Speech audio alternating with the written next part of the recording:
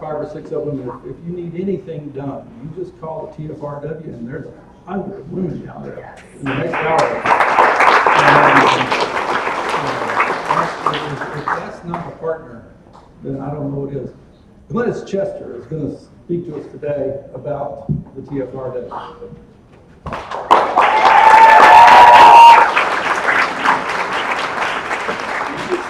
David, Mr. Chairman, Madam Vice Chairman, ladies and gentlemen of the SREC, thank you for allowing us to be a partner with you once again. I can only say, I've been sitting in the back listening to all these groups come up here, and I've always been the first one to say, you know what, titles don't mean anything to me. Working together means something to me. But I've been getting chill bumps sitting back there, listening to all the great things that these groups are doing all over our state. Why is that? Because we're all different organizations. We all play different positions on the team, but we're all wearing the same team jersey. We're all Team Red. We have got a really, really big job to do, and we're going to do it. We're going to win. We're going to win big. TFRW is a 24/7 operation, like many of you are. We don't take time off for summer. We don't take time off for Christmas. We don't take time off for pandemics. We are 10,000 plus members strong. We should be 11,000 by the end of June. We have, added 19 new clubs in the last term. Women are coming out of the woodwork to join our organization. We had over 3,000 brand new members, brand new, never been a part of TFRW before in 2020. That's during a pandemic. As of June 1st, we've had over 3,500 brand new members to TFRW this year. These are women who are excited. They are energized. Some of them are pretty mad about what's going on in this country, but they want to make a difference. And we all, every single one of us, need to capitalize on that. Now, it's really important that we turn anger into positive energy, but we need to use them to win. We need to give them jobs. We need to get them involved right now. Give them a purpose and let them know, yes, we need you out there registering voters. Get your friends involved, your family involved. Because as we know, women have so much influence. It's not just the girls at Bunko. It's their husbands, it's their children. They have a huge influential sphere around them. And it's not because they're the loudest voice in the room. In fact, it's usually because they're not the loudest voice in the room. But we are hard workers, and we are very opinionated. And we will continue to be opinionated, hard workers, and we will continue to work. But the most exciting thing is not what we do on our own. It's what we're doing together with all of these other organizations. I am so incredibly proud of our Victor Engagement program that we did last year. That organization, and really, I'm sorry, I didn't know, I would have had a slide deck up here.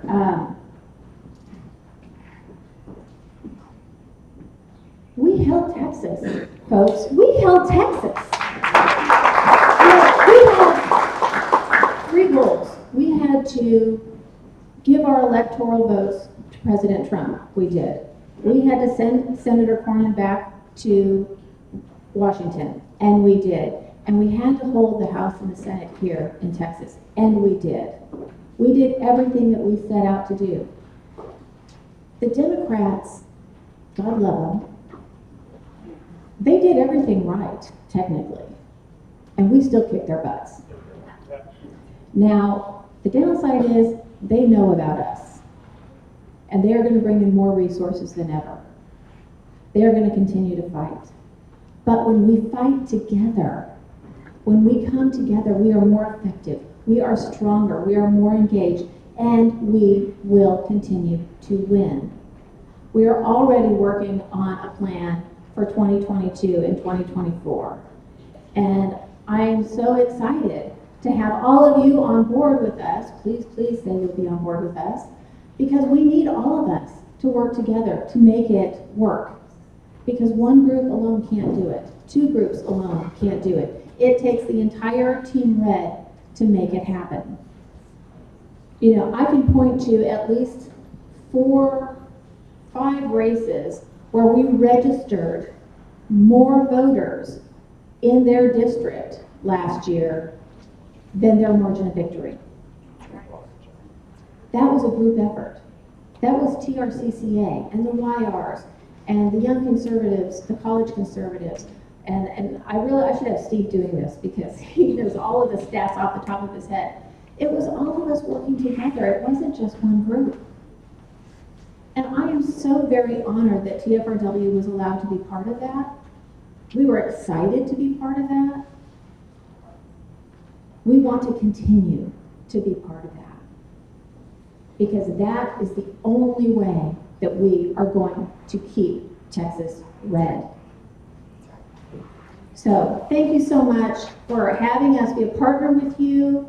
Again, it's not the title, it's just the honor of being with you and being recognized as an important part of your game plan. I just really appreciate being here. I want to say thank you so much. And by the way, gentlemen, you're always allowed to give us money. We love your money. But ladies, if you're not a member of TFRW, you need to be, because we do have a big voice, and we want your voice to be part of it. So thank you so much again, and we look forward to fighting with you.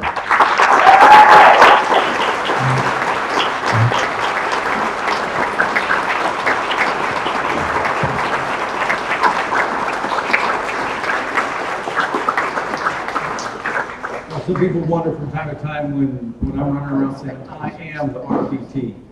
You are the RPT, and we are the RPT along with our partners. We are all the RPT. And it's been brought to my attention that there is a little housekeeping matter that in the bylaws it states that each of our partners must be presented to the SREC every 2 years and recommended for partnership. We can't, as a committee, just say they are. I'd like at this time to wrap up this report by presenting to you the TRCCA and the TFRW as partners of the Republican Party of Texas. Thank you.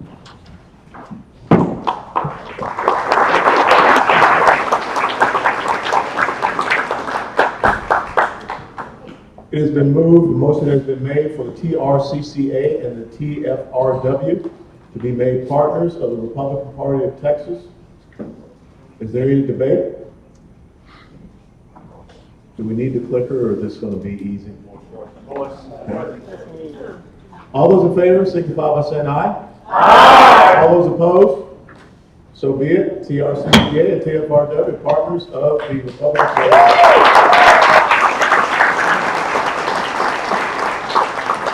Yes, sir, Mr. Clement. Mr. Chairman, David Covey, SD3. May I take a moment of personal privilege? Yes, sir. In light of the recent report, I just wanted to stand up and thank everyone. It has been my honor to serve as president of the TRCCA for the last year and to work with all of you as we have focused on educating and supporting the county chairs and the precinct chairs. These SREC meetings always come with a moment of surprise, and yesterday, Mr. Chairman, your surprise came.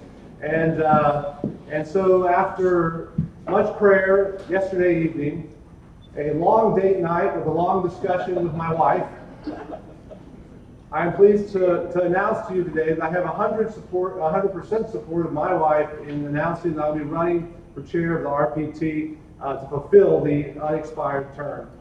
And thank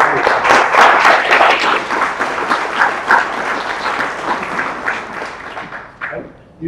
You can learn more about it. Just put up a website, davidcoveyfortexas.com. But Mr. Chairman, may I say that it has been an honor to have you with us. We appreciate the caliber of leader that you have been. And speaking for many here, we wish you all the best in your future endeavors. So thank you for what you've done for Texas.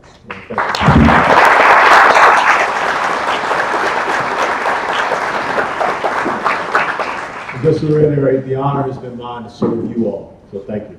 We will now have the Candidate Resource Committee report from Mr. Steve Atwell.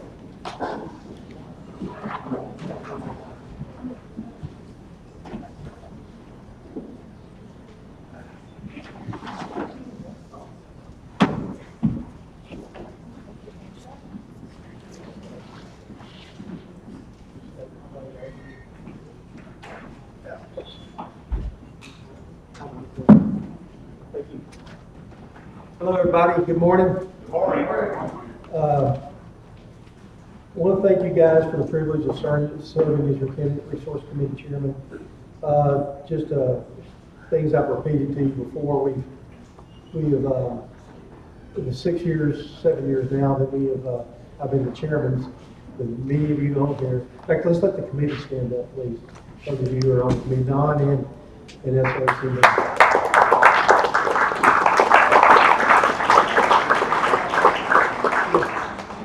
We are closing in on the $500,000 mark since I've been chairman of helping lower ballot candidates, and that's a considerable record, and we need to keep up the fight. It's kind of a 24/7 job, but we need, if someone's wearing one of those blue jerseys, remember we're wearing the red jerseys, and our job is to knock them on their butts. And that's what this committee is all about. Just a little personal note, I grew up a few miles from here in Marshall. And when we were in Tyler, I was kind of reminiscing as old men do. But I remembered when I was playing football, I think it was my junior year, our scouting report when we were playing John Tyler was watch out for the Campbells. And that was pretty much it. We couldn't distinguish what Campbell there were, you know, we just didn't know. But we knew after the game. When Tim, Steve, and Earl Campbell were on that John Tyler team, so I don't need to tell you more what the result was. Our balance for the CRC is $22,022.00. We're going to have to really start hustling to fill up our coffers. We are right now in the planning stage. On the 17th of June, we are planning a Zoom planning meeting. You're all each invited to attend and give us ideas. We're going to start with our goals and set some numerical goals and individual goals of what we want to accomplish. We'll probably take 3 or 4 Zoom meetings to get our plan in place. We've noted that if we sit there and start, just to get our logo, which you all have seen, it took us almost a year to get that approved through the committee methods before we can meet online. But we'd sit there, oh no, I want it to be over here, and so we'd have to take a vote, and then it was 3 months later, we said, no, I like it better the other way, let's take a vote. It took forever. So we're doing all the planning in front and then implementing on the end but we still have to be flexible because with the convention, the way it turned out last year, and that's one of our main fundraising things, the convention, we had to think out the box really, really fast.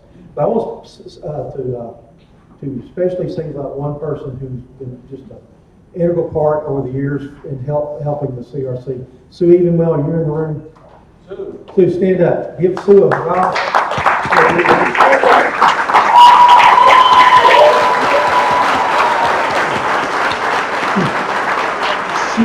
She's done a lot of the design work for us over the years, and she's always been there, and I very much appreciate Sue. She's been a tiger.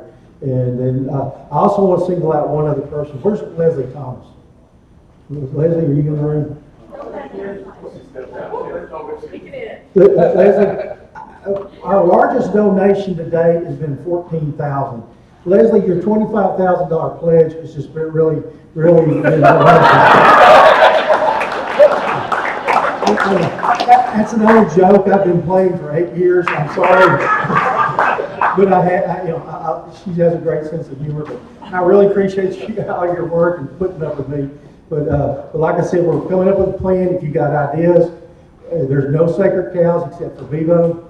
And so we really like your input, and thank you guys. Appreciate it.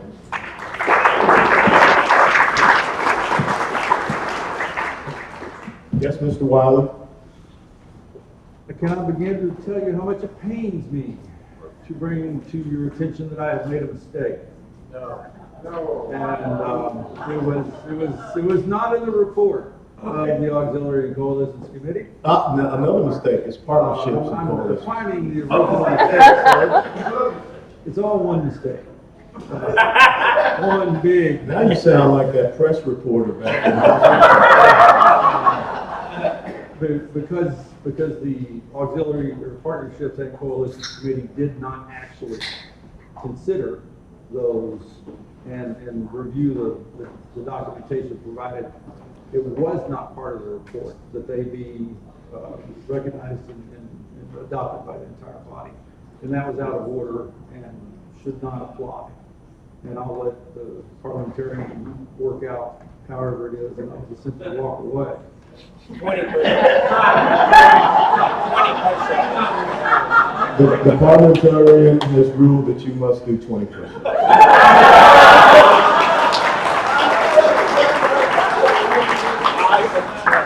To make amends. I'm sure, and it's been policy that it's either push-ups or cash, and I'll pay my way out.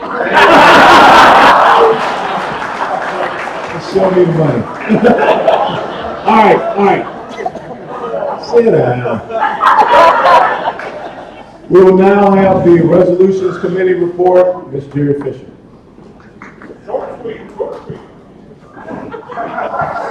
I'm talking about Jerry. Care about your report.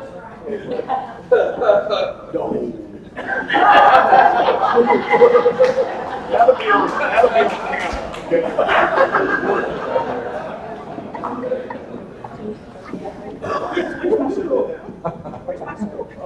That's an awful big computer you got. Good morning, and what we've all been waiting for, I know. Thank you to all the visitors that we have today. Thank y'all for coming in the rain to see us. I am Jerry Fisher, and I'm chair of the Resolution Committee. At this time, would all my members please stand? Thank y'all so much for a great job. Thank y'all so much. So now we will go into my report. First, in the last SREC meeting, I'm standing on my tiptoes, Chris. Okay, y'all can't see me, but I'm here. In the last.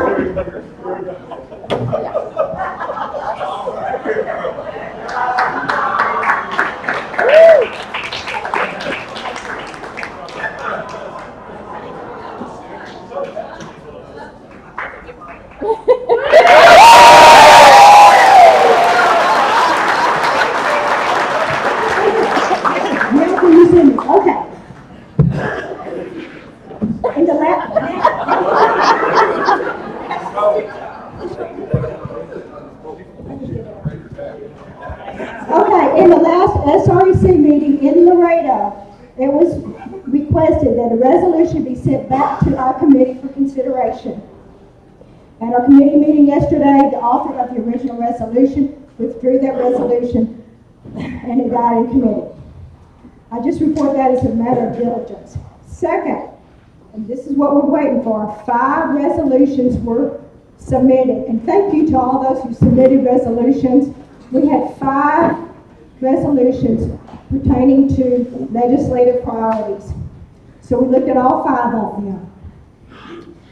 And we agreed that the fabric of the language presented in 3 major items that were of concern. First, to recognize the bills that were passed by the state legislature and to thank our state legislatures who actually did something and to thank them for what they got done.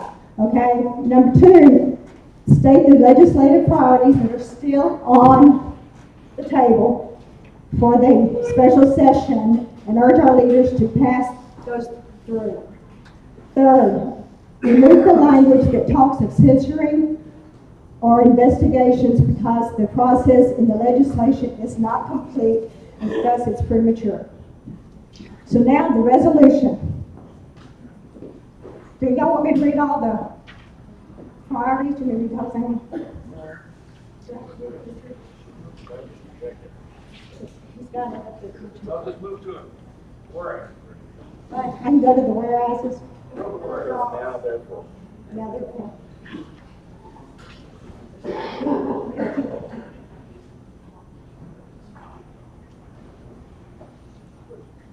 Ashley's not going back. Got it? Oh, I have to get Right there. there. It's on screen. They're got it.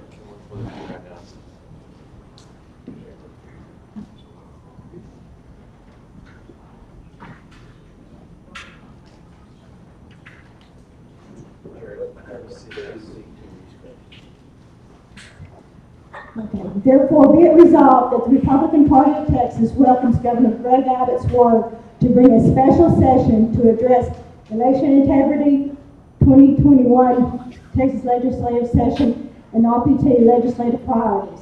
And be it further resolved that the Republican Party of Texas respectfully request and insists that child gender modification, SB 1311, and House Bill 1399 be included in any special session that the governor may call for either 2021 or 2022. Be it further resolved that the SREC committee concur with the lieutenant governor's request to include ban taxpayer-funded lobbying, SB 10, and saving women's sports, SB 29, in any special session. And be it further resolved that the RPT State Republican Executive Committee requests the lines of communication and avenues of cooperation be developed and established between the state Republican elected officials and the Republican Party of Texas in the interim 2021 and 2022 in order for all Republicans to be better prepared and more united in our efforts to pass conservative bills that will benefit all Texans in 2023 session. Be it further resolved that the SREC requests copies of this resolution be sent to the Governor, Greg Abbott, Lieutenant Governor Patrick, and the Speaker of the House, Dave Phelan, and the county chairs and the Republican precinct chairs across the great state of Texas. That is our resolution. And that's our report. We have to.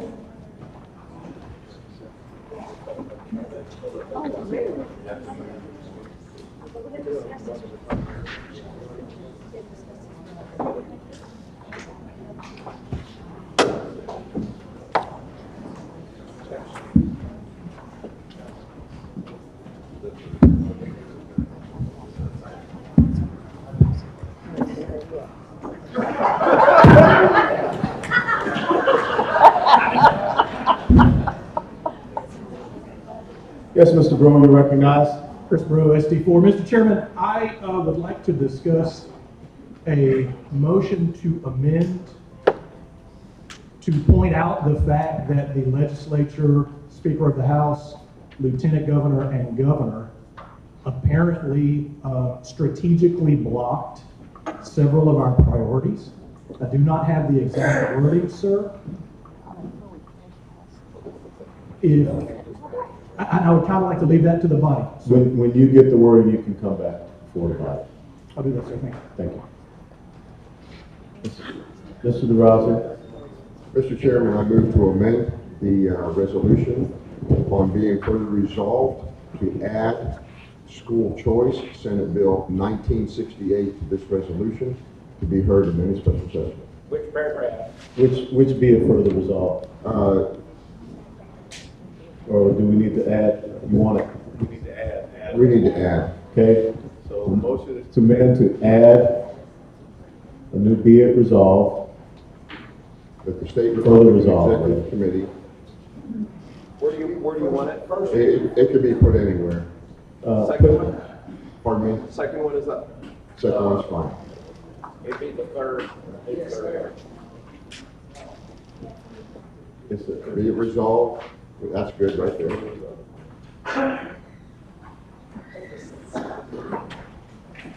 With the Republican, are you ready? Respectfully request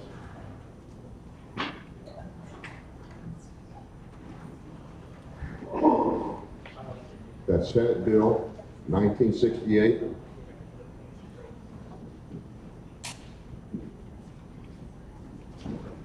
be included in any special session. Do you have the title of that bill? Yes. Was it just school choice? No, it's, on my mind, it's my blank. No, it's,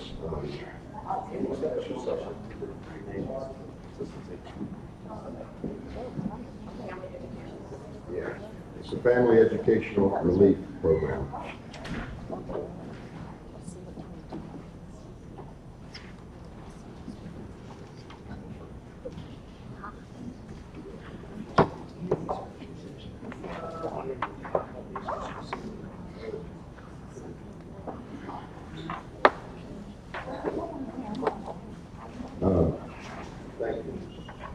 Under any special session, I need to refer to delete special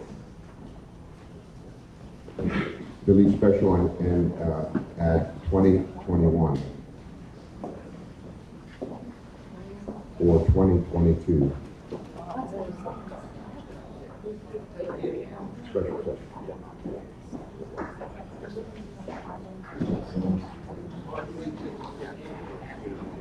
Okay.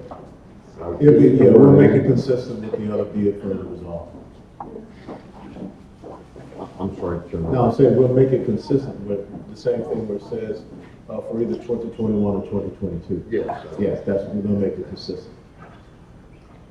There's a motion to amend the resolution to include the language that you see here. Is there a second to that? It has been so moved and seconded. Is there any debate on this amendment to the resolution? Mr. Chairman, I'd like to speak to my, amendment. Yes, Mr. Durazo. Thank you. Every legislative priority that we have passed and have worked on in this session is extremely important. And it is for the preservation of our constitutional republic. But the most important, I feel, is the education of our children. Because if we do not get the education of our children under control and give the parents the opportunity and right to educate them the way that they see best for their family, we will lose our republic. We will, and whatever's in the classroom today is going to be our government of tomorrow. And so we need to ensure that our children get the best education that they can possibly get. As the way everything is going in our country, if we lose Texas, we lose the United States. And if we lose the United States, we lose our constitutional republic and the way of life that we know to grow and love. And we also, and the rest of the world, will be affected by what happens to us. There has never been a more benevolent country in the history of the world than the United States of America. Mr. Chairman, and I move for the adoption of this amendment. Thank you, Mr. Durazo. Is there any further debate on this amendment? Are we ready for the question? Yes. All those in favor of the motion to amend the resolution with the language that you see here on the screen, signify by saying aye. Aye. Any opposed? The ayes have it. The resolution has been amended. Yes, Ms. Glover. Mr. Chairman, Joe Glover, SD12, the very last, be it further resolved, if you would scroll all the way down, please. Yes. In the list of who is included that the resolution be sent to, could you please add to include each Republican representative and You're making a senator? motion to amend? I'm making a motion to amend to include that each Republican representative and senator. So in other words, each state representative and state senator in the state of Texas. Yes, sir. Okay? There's been a motion. Is there a second?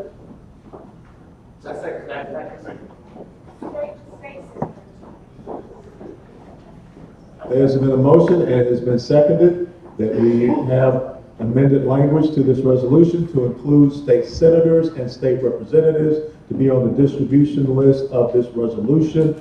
Ms. Glover, would you like to speak to your motion to amend? I think it's self-explanatory. Is there any further debate? Are you prepared for the question?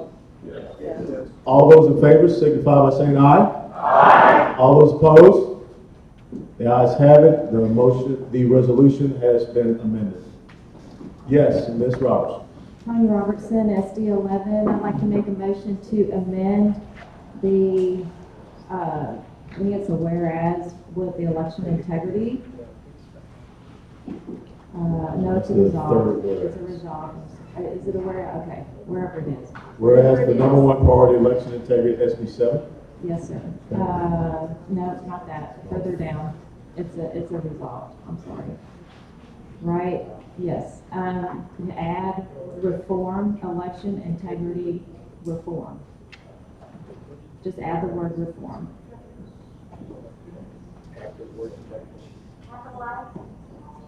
It doesn't have to be capitalized. I mean, it can be.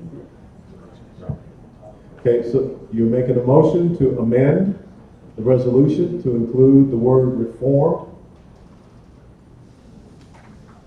in the very first, therefore be it resolved after election integrity. Is there a second to that motion? It is so moved and second.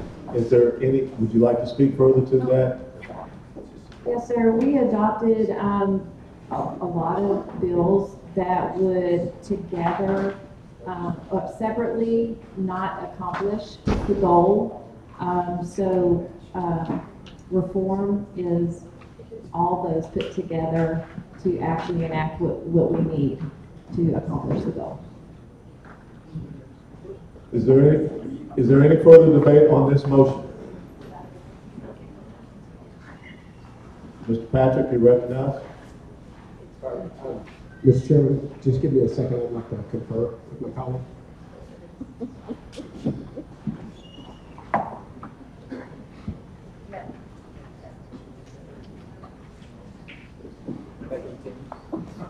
Any further discussion or debate on this motion to amend? Are we ready for the question? Yes. The motion on the floor is to, in the very first, therefore be it resolved to amend the resolution to include the language, insert the word in reform after election integrity. All those in favor signify by saying aye. Aye. All those opposed? The ayes have it. The resolution has been amended to include that word. Yes, Mr. Carr. Thank you, Mr. Chairman. I move to amend to add an additional paragraph, be it further resolved that the Republican Party of Texas respectfully request and insist that abolish abortion, and that would be House Bill 3326, be included. Okay. Where would you like that? It will be, One to be it further resolved. put it in after the, Is that okay where the cursor is? put it in after the school choice.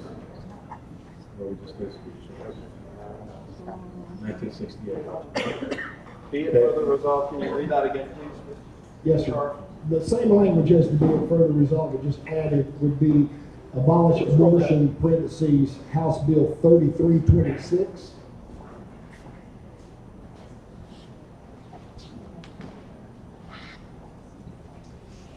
What's the name, what's the title, sir? I'm sorry. Title, sir? What was the title of the bill? You're asking an old man to remember things like that. Too many jumps out. It was abolish abortion. Okay. Abolish abortion. Yes. What's the bill number? House Bill Abolition of abortion. Okay. House Bill 3326. 3326. Thank you. And then continue. I don't want the word any in mine. It should be in 21. 2021 or 22 special session.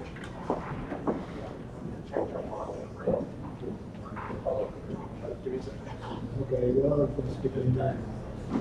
I move to adopt that. Is that correctly typed? Is that the language that you want? I don't care for the word any, but since it's in the others, I'll Consistency. be consistent. There's been a motion. Is there a second? Would you like to discuss your motion any further, sir? I would. As the chairman of the Abolish Abortion Subcommittee, we were actively involved in trying to see that specific bill was brought before the committee and voted on. It was kept out of the hearing by Representative Stephanie Click, the chairman of the Public Health Committee. That specific bill asserts, in my opinion, asserts the 10th Amendment right of Texas to control within its jurisdiction the availability of abortion, and that bill specifically says that all abortions, with the exception of the life of the mother, would be illegal. Any further debate on this motion? Yes, Steve Outlaw, SD9 against. This is a particular bill that SD9 and SD10 have voted to oppose because of the provision in there that would allow the criminalization of women for getting abortions, including up to the death penalty. And we don't believe this is in the platform. We don't believe this will actually damage the pro-life efforts. And this is a litmus test issue for me. I will not support candidates that advocate for the death penalty. So that's the way it is. Thanks. Any further debate on this motion? Gordon Morales, SD13. You recognize. Point of information, can we put this bill on the screen for us to review, because we are going to be voting on this.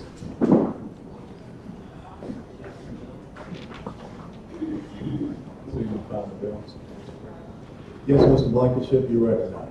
I just want to make a comment that I oppose this particular bill because of the criminal impact on women only. You got to remember that there are two people involved in this, and we're going to put a criminal impact in there. It needs to be on both sexes. So other than that, I completely oppose this bill. Well, we're not debating the bill, we're debating the amendment. It's whether or not you support the amendment, it's not about the bill. So do you support the amendment?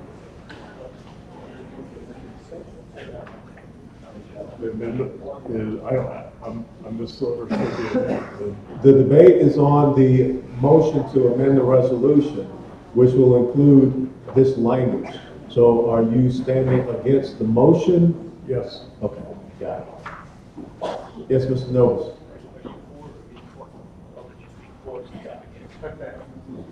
I'm Rolando Garcia, SD15, speaking in favor of the amendment.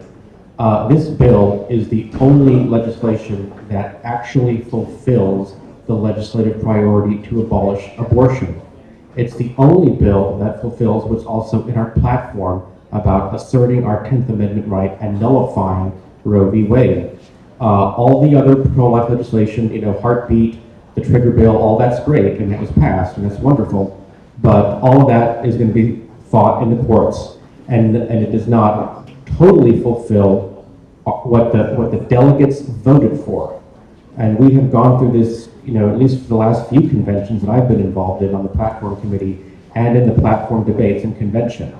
It is very clear what the delegates have said: abolish abortion, nullify Roe, assert our 10th Amendment right. And if we do not call for this, and if we do not support this legislation, this is a flat-out defiance of what the delegates voted for. You should not be defying what the delegates have voted for over and over and over again. Yes. Mr. Novus, you recognize. Thank you, Chairman. I speak against the amendment. I was on that committee. My issue is we have said, heartbeat as that we accepted as part of that working group did pass, and we're thankful that it did.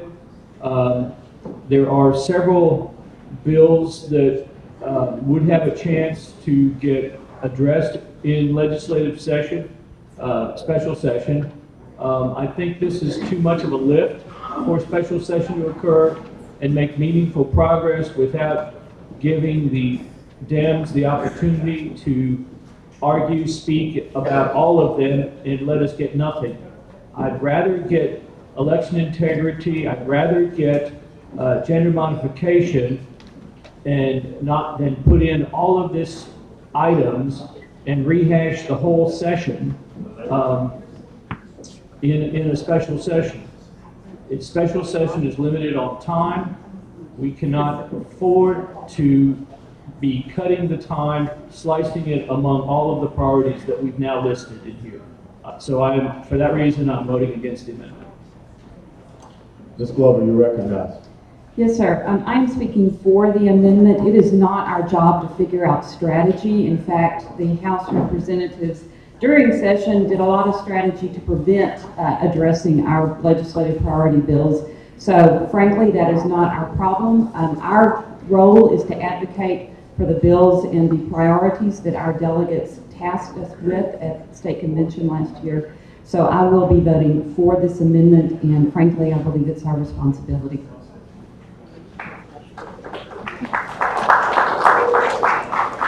We were able to find it.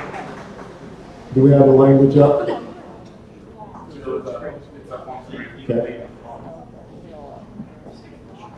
It's how many pages? 18. We can start scrolling through. We won't do the Evelyn Wood speed reading, but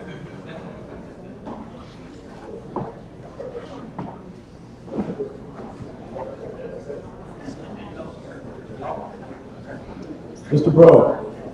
Chris Bro, SD4, I call the question. Mr. Bro has called the question. Is there a second? Mr. Chairman, Naomi Narvaez, SD21, I'd like to call for a record vote. Ms. Narvaez has called for a record vote. First, we must have a vote on calling the question.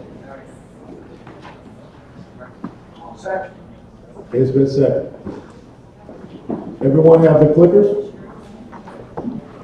We require 2/3 on calling the question. Remember, 1A. 1A if you're in favor, 2B if you're opposed, 3C if you're abstaining. This is a vote to call the question. This is a vote to stop the debate. No, 2/3. Voting open.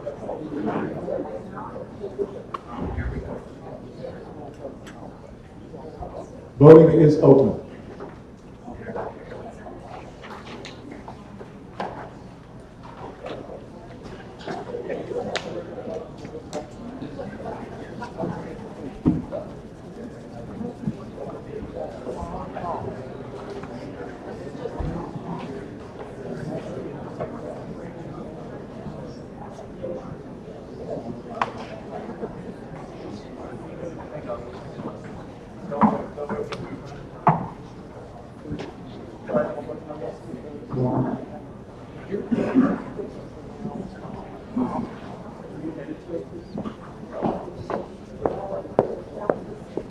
I said yes.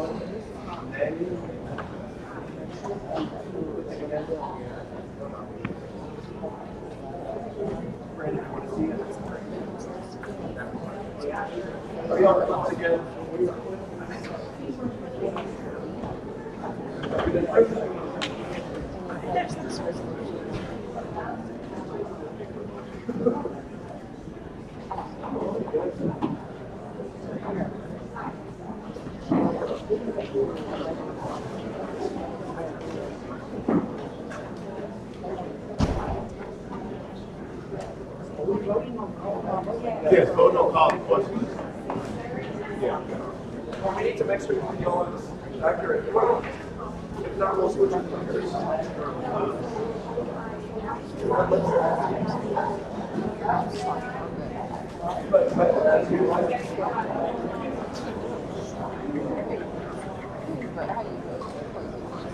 So you're male, and Terry is female today. You identify. Voting will close in 5, 4, 3, 2, 1. Voting is now closed.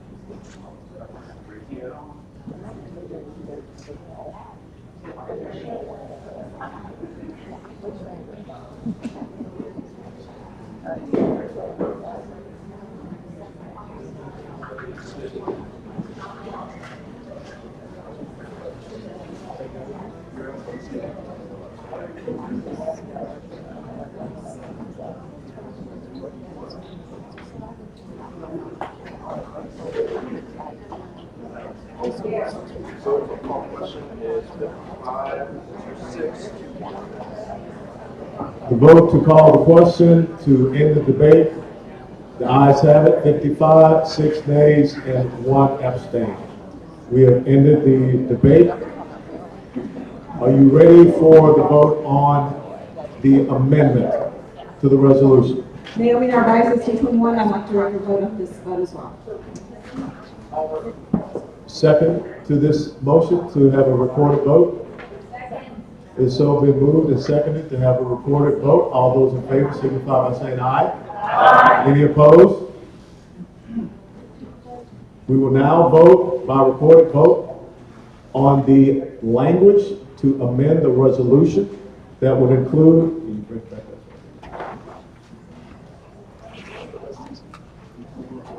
Be it further resolved that the Republican Party of Texas respectfully requests that abolition of abortion, HB 3326, be included in any 2021 or 2022 special session. Voting is now open. Remember, 1A if you're in favor, 2B if you're opposed, 3C if you are abstaining. Voting is open.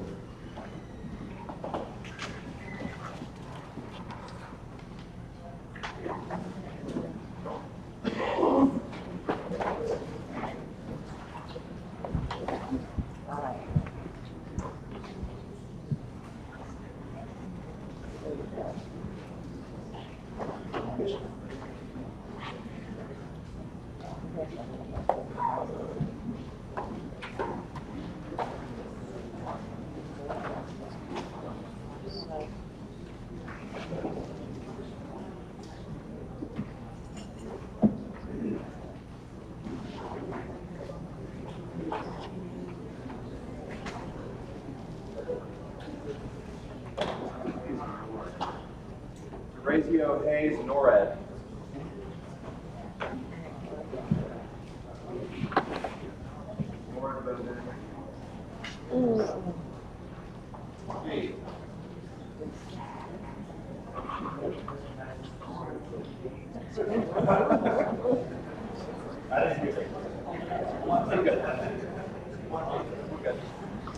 Voting will close in 5, 4, 3, 2, 1. Voting is closed.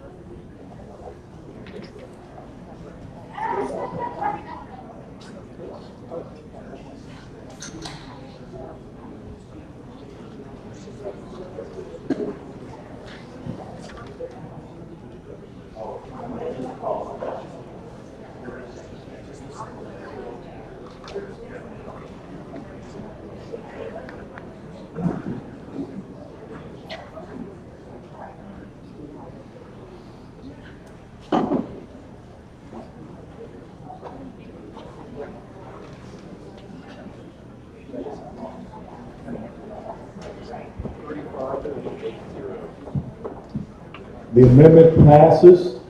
35 yeas, 28 nays, 0 abstains. The amendment has been adopted into the resolution. Yes, Mr. Bro. Chris Bro, SB4, I would like to move to amend with the language that I have submitted.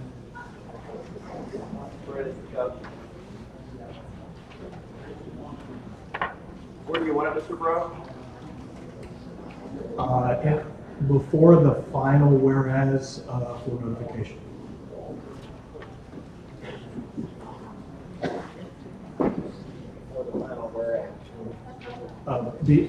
Yeah, there we go. Oh, that's good. Thank you, Mr. Secretary. Is there a second to this motion? Second. It has been so moved and seconded that we amend this resolution with the language that you see above your screen. Would you like to speak to your amendment? Yes, Mr. Chairman, I would, if you'll allow me a little bit of latitude, Mr. Chairman. When I was very young, I liked to play t-ball. I was never very good at baseball, but I played a lot of t-ball. And I remember, I'm a stats guy, and that's kind of why I kind of like the sport. Statistics don't lie.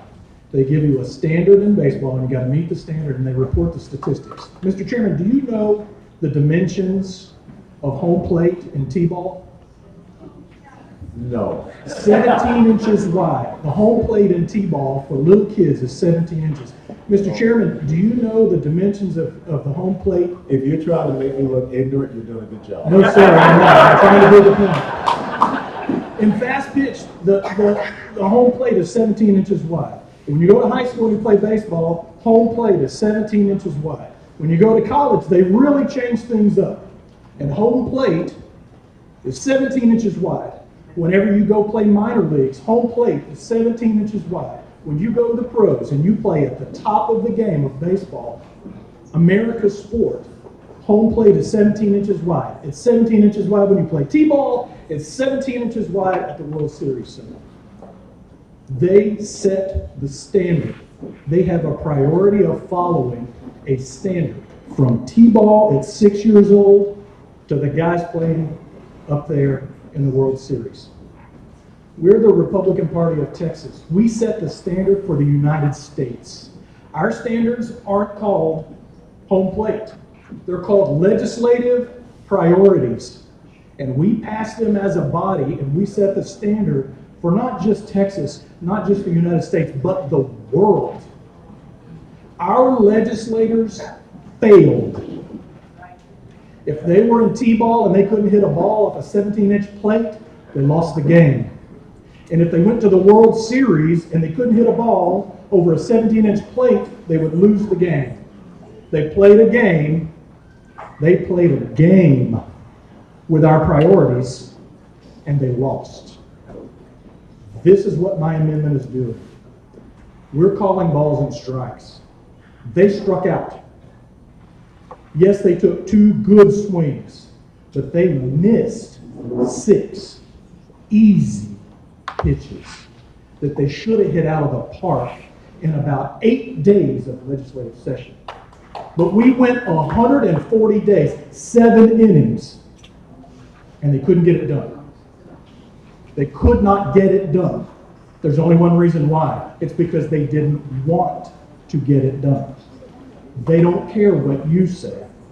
Now, there are about 20 people in this room. We busted our backsides lobbying for nothing, tirelessly, calling, emailing. We spent our blood and treasure trying to get these things passed, and they ignored us. They threatened us. They laughed at us. You know the Gandhi quote. This is a shot across their bow. You better do our priorities, or else. You're the boss, ladies and gentlemen. You are the board of directors of these people. Stand up like a board and tell them, do the job, or we'll find somebody who can do the job. Thank you, sir.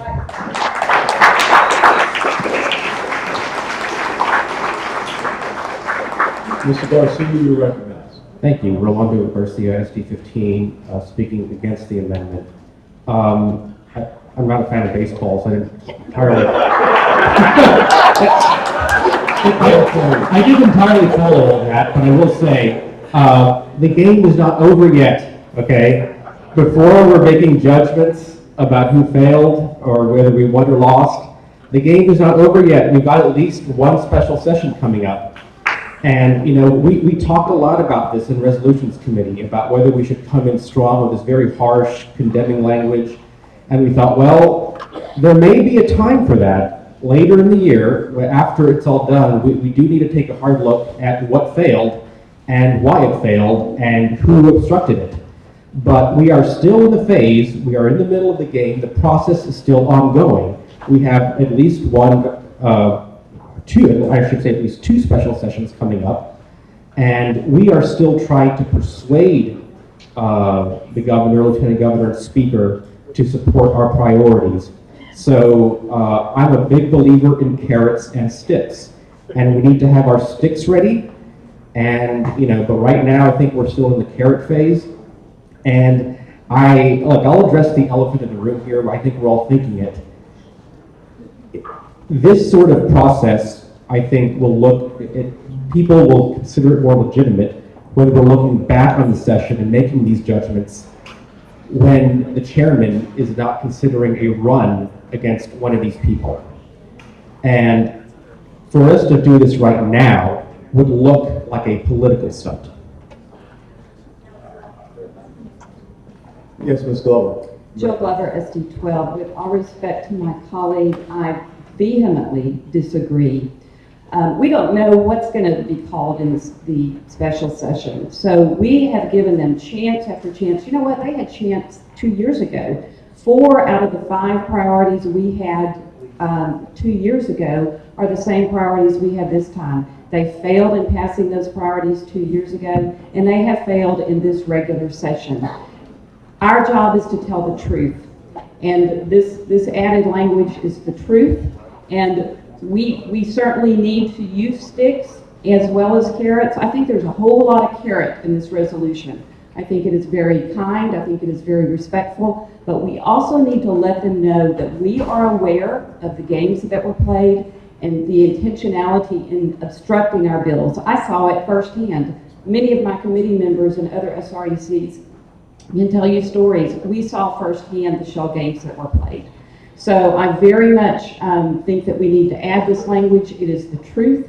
It is our job to tell the truth. It is our job to demand accountability, and I would urge you to please vote for it. Mr. Cheever.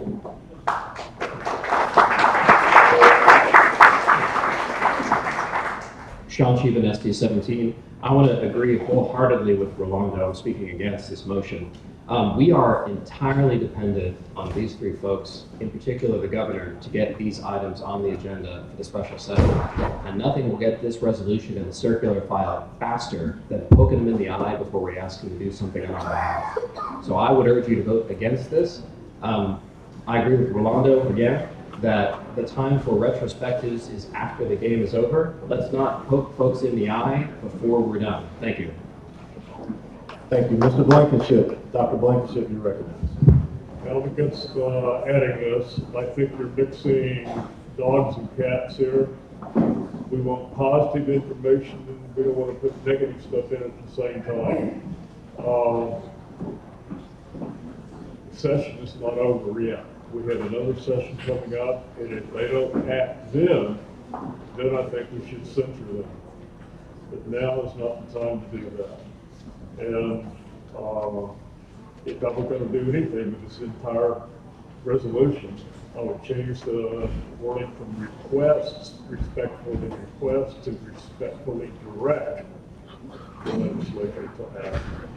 And it's not going to do any, we're not going to make it happen. It's going to be us getting out and getting the constituents in our districts to get off their rear ends and contacting the legislators to make this happen.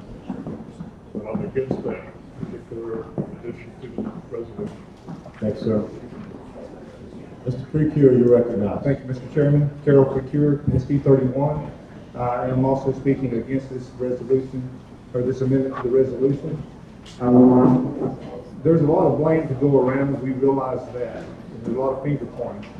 You can put some blame on me because, and I respectfully appreciate. Please keep your sidebars down to a minimum. And I applaud those that spent a lot of time in Austin in forwarding our priorities. I wasn't able to do that. 400 miles away with my business, it was a bad time for me.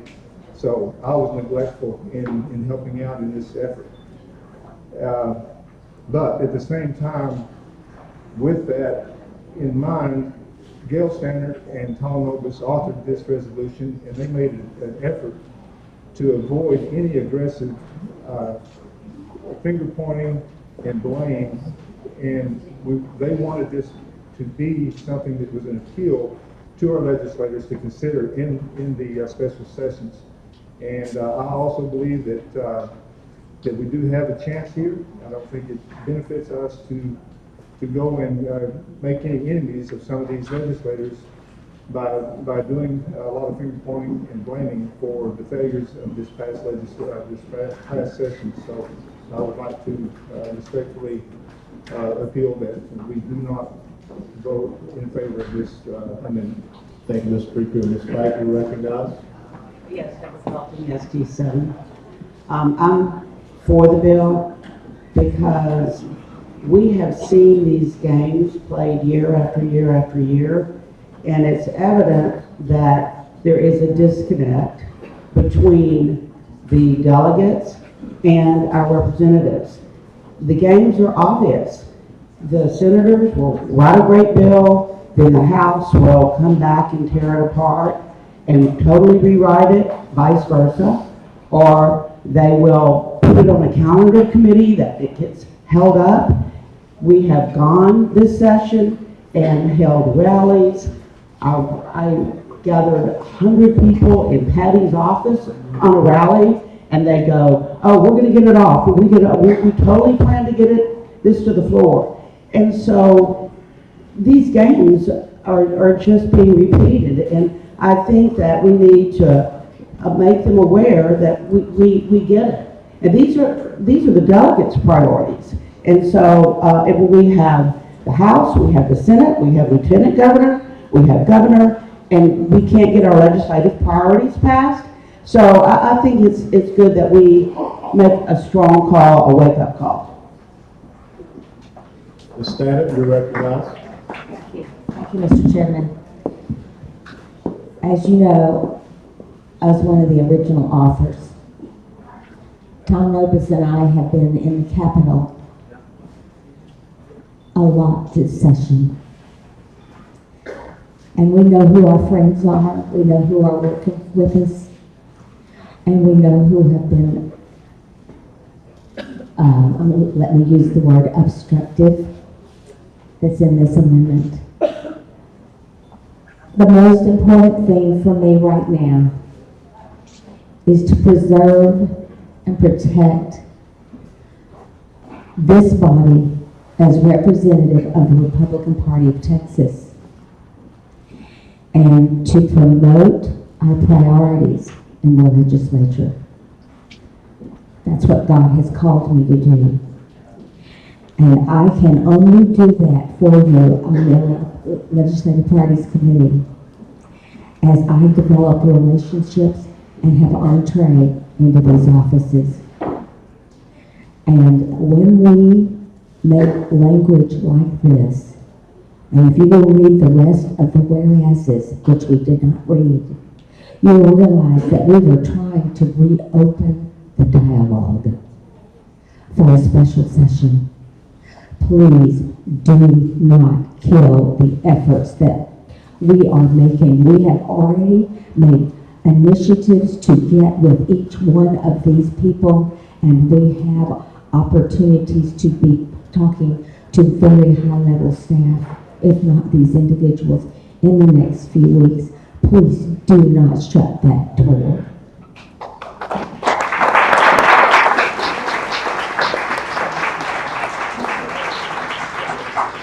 Mr. Harper, you recognize? Mr. Chairman, Terry Harper, SREC 21. I'd like to speak against this amendment. I believe that trashing publicly our elected officials is the wrong direction to go.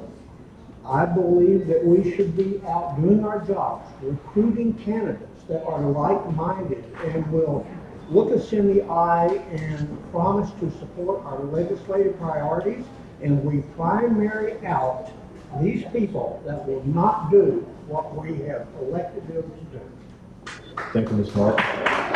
Mr. Roy? Morning, Chair. You know how tall, or how high the basketball hoop is? It's kind of racist that you asked me about basketball. Gotcha, didn't it?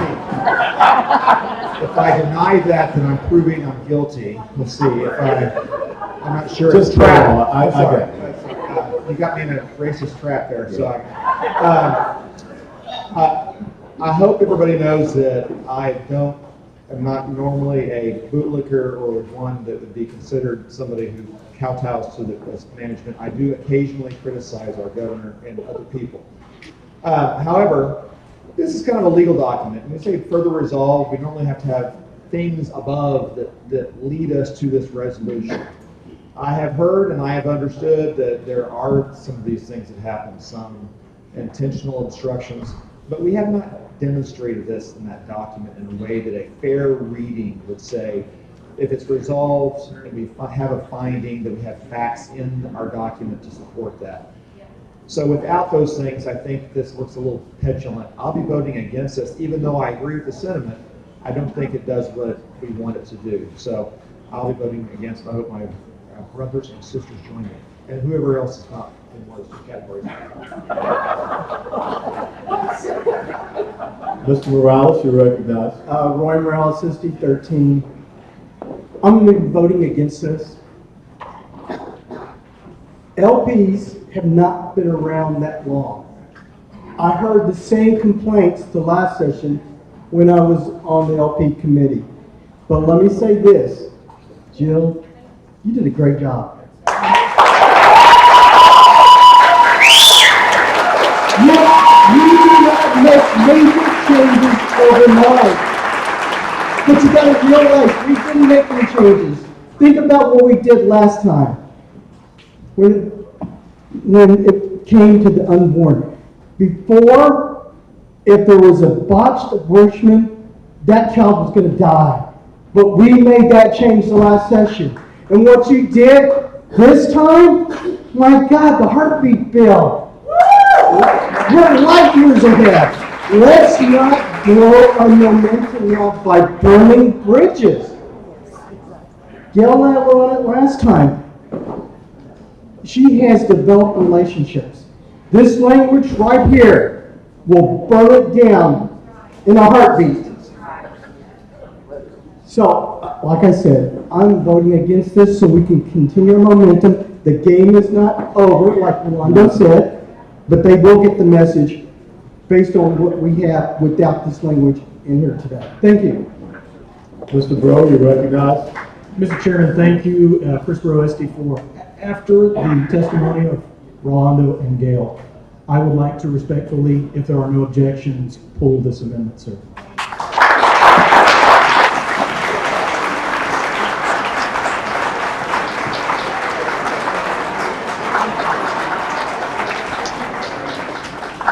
All right, no PDA. Hearing no objections, the amendment to the resolution has been withdrawn. Mr. Miller.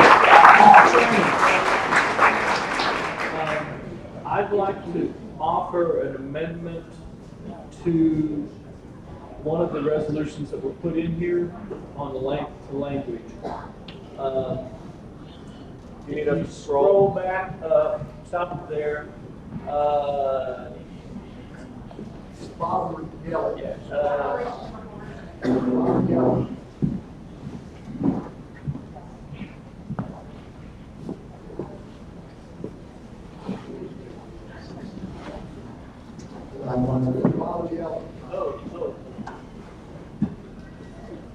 Okay, you don't have it, sister, there. Okay. It's not there. Okay. Okay. I'm withdrawing mine. Okie dokie. I'm waiting for you to sit down.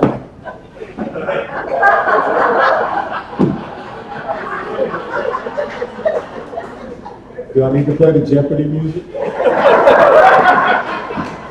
Thank you, sir. Yes, Mr. Atwell. Yes, could we scroll back to the abolitionist language, please?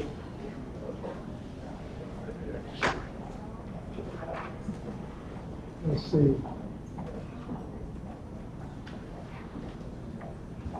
Yes. I'd like to add the following amendment, please. We support the history of the pro-life movement with a focus on stopping abortionists and not punishing women in desperate situations. That's the amendment. Could you reread that and then tell us where you want it, please, Mr. Atwell? We support the. How about after the last sentence? Give us the text again, please.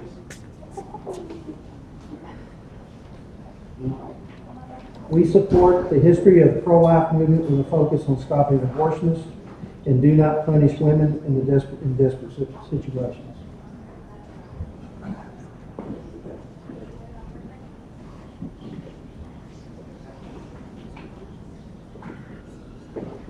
Where would you like that exactly, Mr. Atwell? After where it says 2022 special session, and right after that, right there, that's fine. Where's Warren? Warren, readability, is that? There's been a motion made to amend a previously adopted amendment. Is there a second? Second. It's been so moved. I wasn't through, I'm sorry. Oh, I'd also like to I strike. stand corrected. Sorry about that. I'd also like to strike the bill number, please. HB 3326. Do I need to make a separate motion for that? Yes. Okay, then let's start with it. Okay. It has been so moved and seconded. Would you like to? Second on that first. Yes, sir. Would you like this?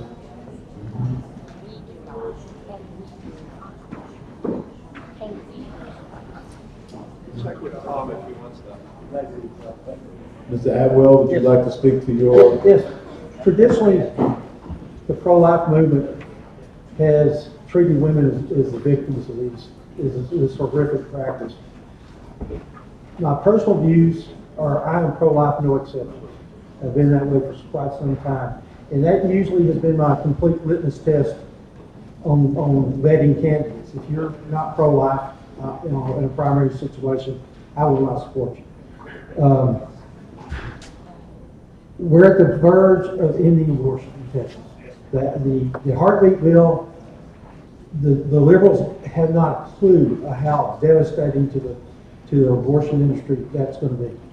It will effectively shut down almost all abortions. I believe it will survive the courts, and then the trigger bill that we have that it was passed out of the I think it was signed into law. Isn't that correct? If Roe v. Wade overturns our Roe v. Wade, then abortions are illegal in Texas.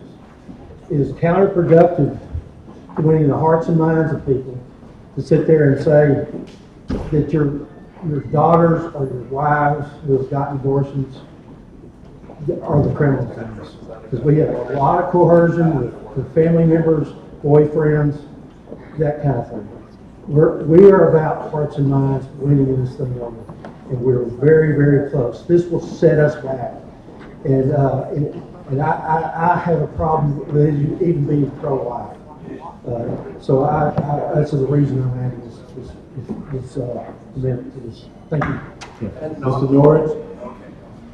Yeah, Steve, first I'd like to do a clerical error.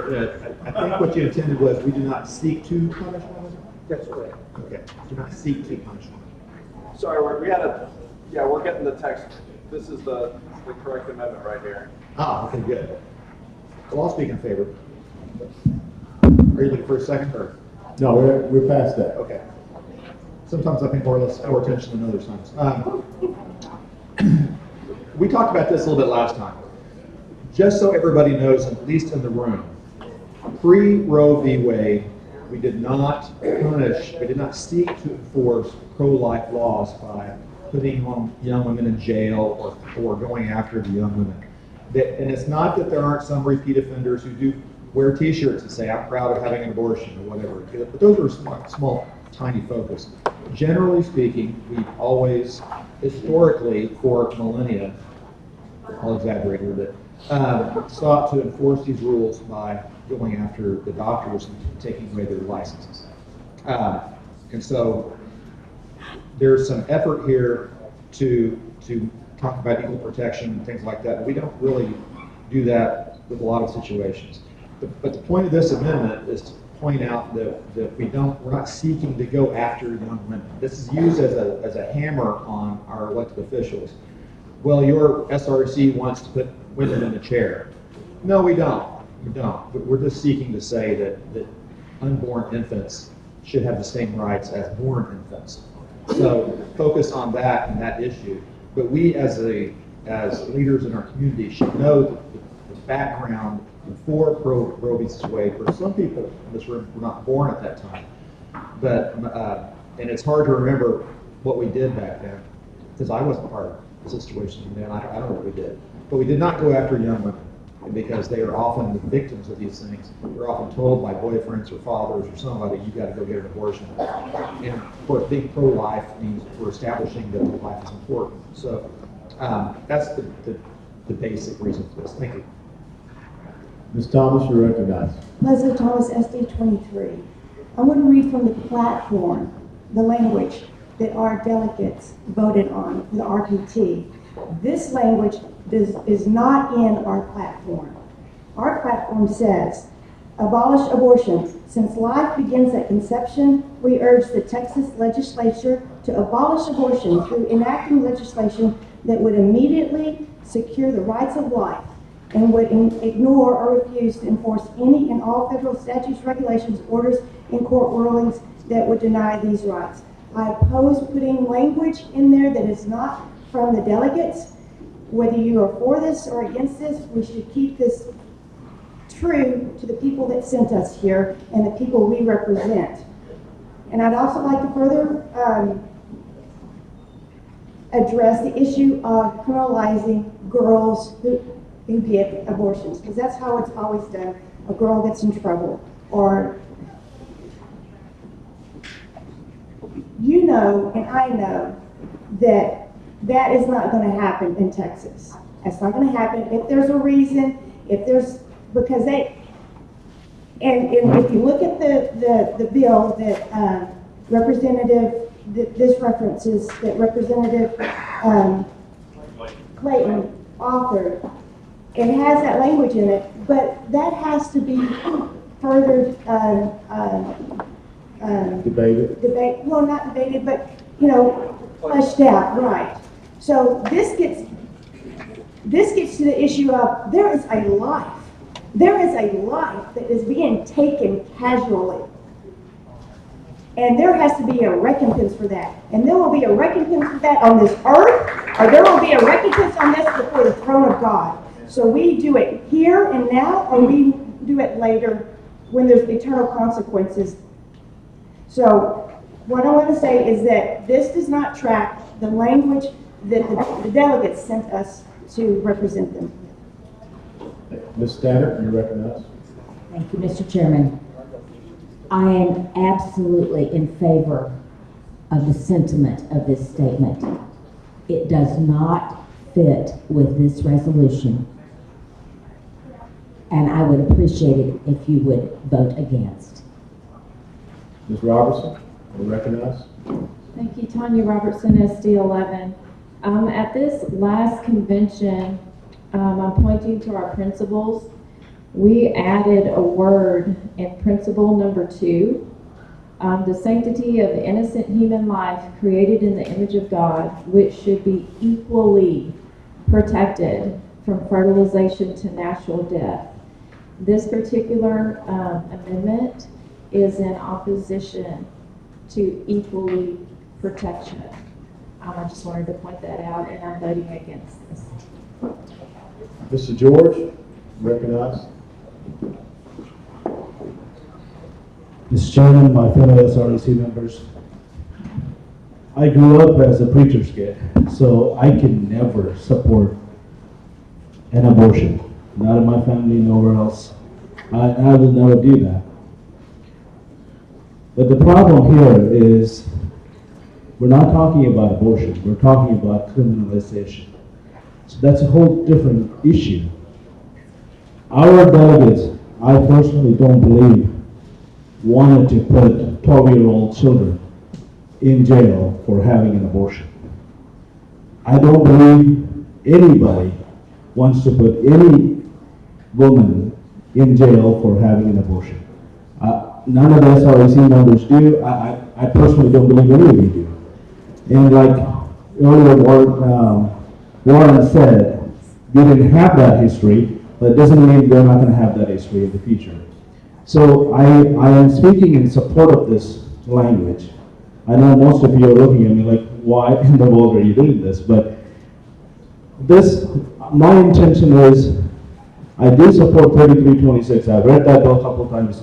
Even if when you read that bill, there is a lot of those places where there's criminalization penalty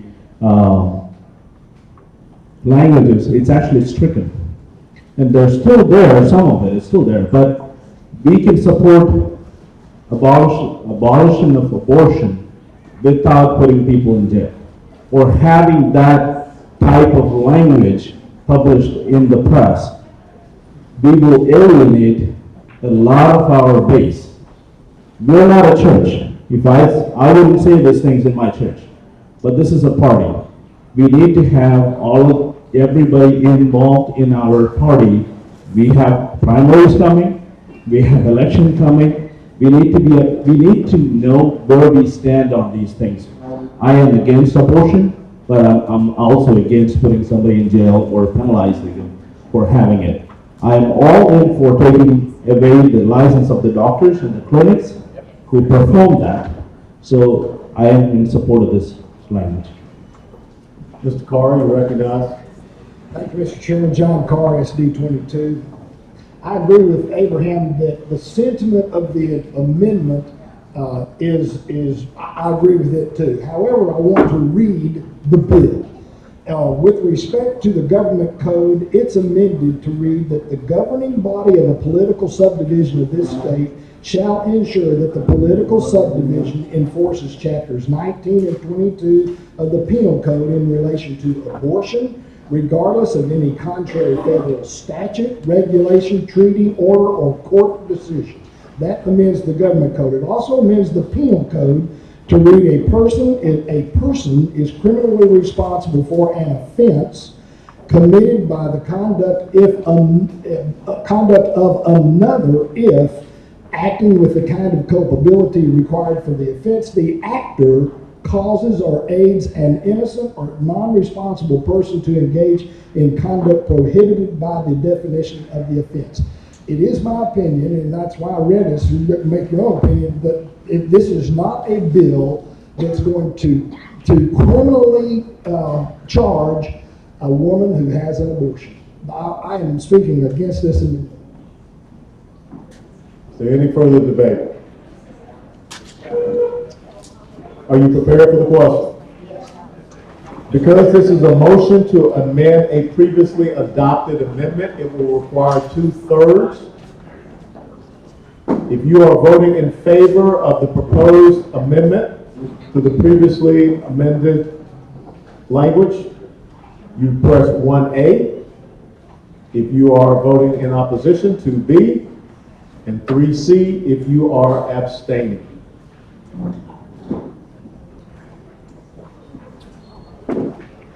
The voting is now open.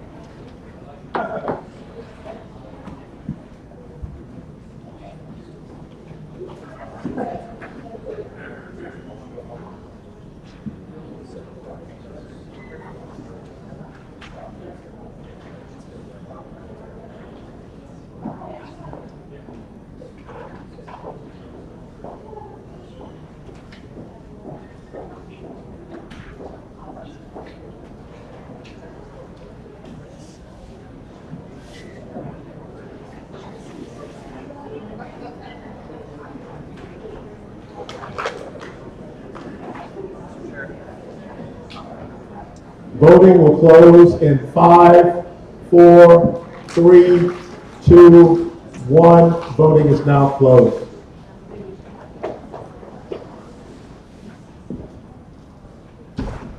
While we await the final result tabulation, I was just informed that a hero of our Second Amendment rights, Representative Matt Schaefer, is here. Representative Schaefer.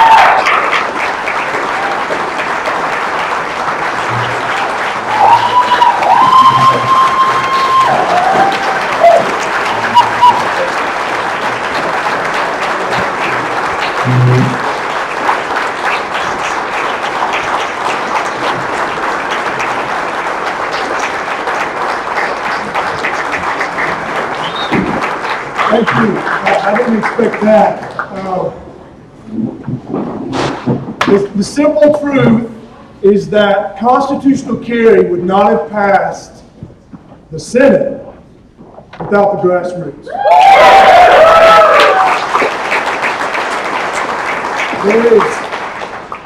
If political scientists want to write a textbook about the involvement of ordinary people who care about freedom and how it can actually influence and change the outcome of policy, and they need to look no further than what happened with House Bill 1927 this session.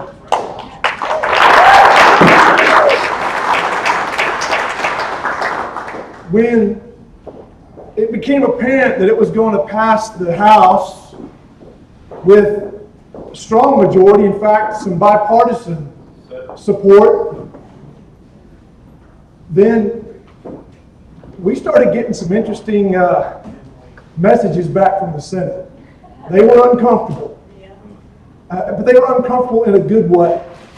Because until the question is put right before you, and you have to, just like you did, you have to actually press a button that says yes or no. It's now before you.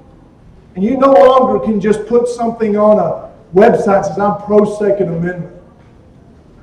Then, ordinary Texans had a chance to weigh in. And they have never seen anything like it in the Senate. And that is thanks to you and the grassroots.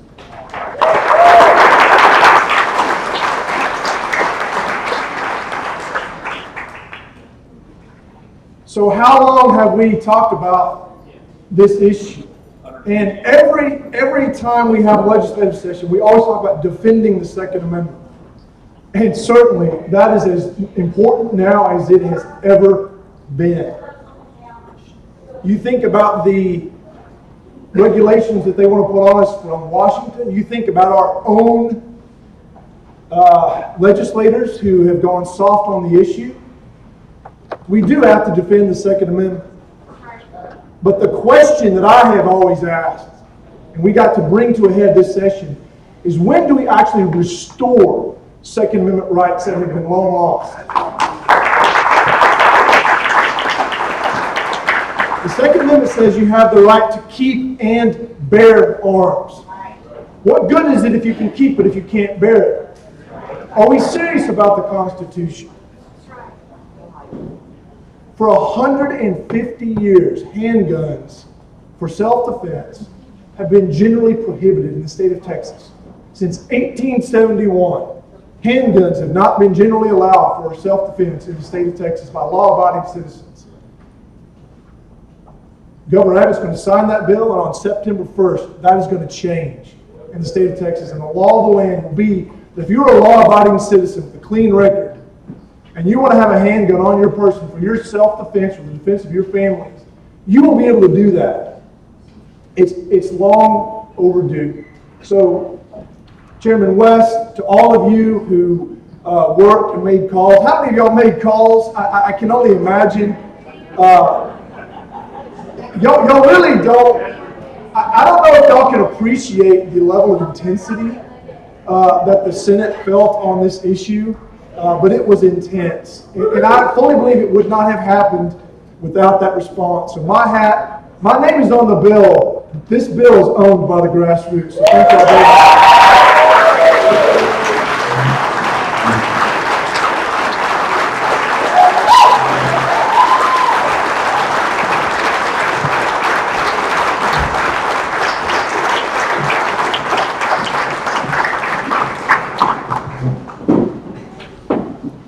you bring up the results of the vote, please? The motion to amend a previously adopted amendment fails. 29 yeas, 34 nays, 0 abstain. Yes, Mr. Novus. Mr. Chairman, Tom Novus, SD7. I'd like to make an amendment on that resolution. I'd like to change House Bill 3326 to House Bill 3760, the Texas Abolition Strategy, which is composed of, it's an omnibus bill, and somehow people seem to think omnibus bills are good. So it includes 3 parts. One is PREDA, which is the Non-Discrimination Act, abolishing abortions based on sex, race, and disability of preborn children. It also includes the heartbeat, which we already got, and then it also includes a ban, strategic piece of legislation to pass, to enact over 4 years, if the Supreme Court does not rescind Roe v. Wade in that time, then we will enact our 10th Amendment rights. And so that is my amendment. Is there a motion? Is there a second? Second. It's been so moved and seconded. Would you like to further discuss your 37? This is an amendment that almost everybody should be able to support as far as the comprehensive attack on the abortion industry. And I call it an abortion industry because that's what it is. They're making a lot of money off of death, and we got to stop it. The bill 3326 is very controversial, and I ask you guys consider this bill the substitute, because I think it will have a united front in the legislature for the entire body. So please consider this amendment. Thank you. Thank you. Mr. Carr, you're recognized. Thank you, Mr. Chairman. John Carr, SD 22. I'm not sure if this is a point of order, but the amendment speaks to something that was not adopted by the legislative priorities. So I believe that this is out of order.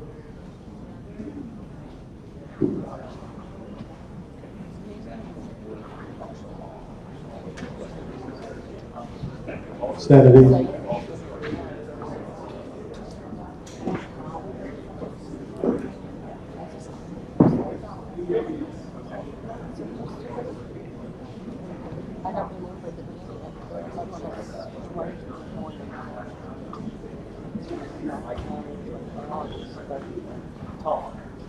The parliamentarian has ruled that the point is not well taken, so we will continue on with this amendment.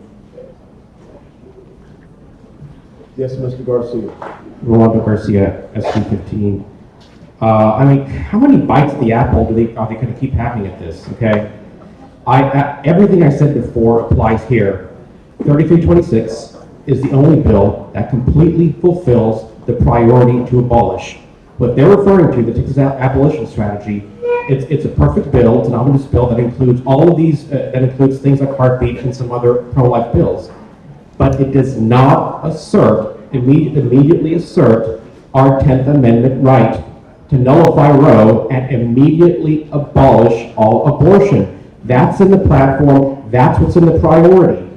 The Texas Abolition Strategy, it's a great, these are great we can support this, but that does not fulfill the legislative priority.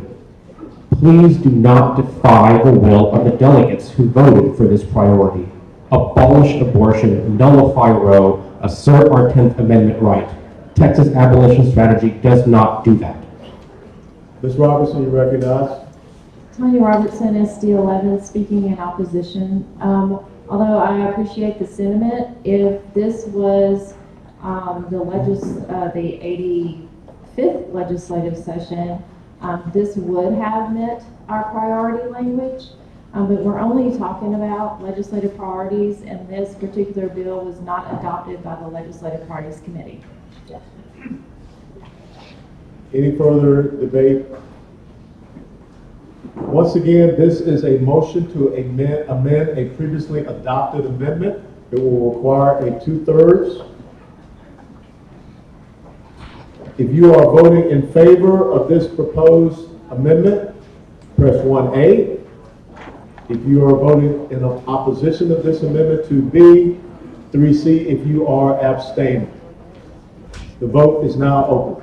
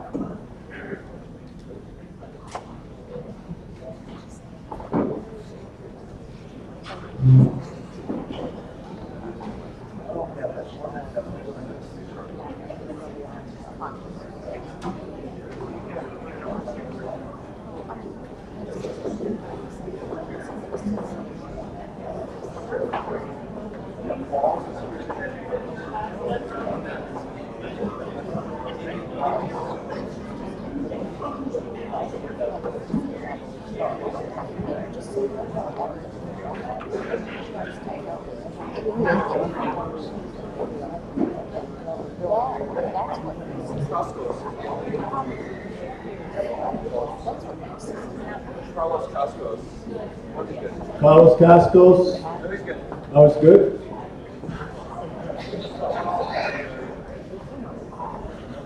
Voting will close in 5, 4, 3, 2, 1. The voting is now closed.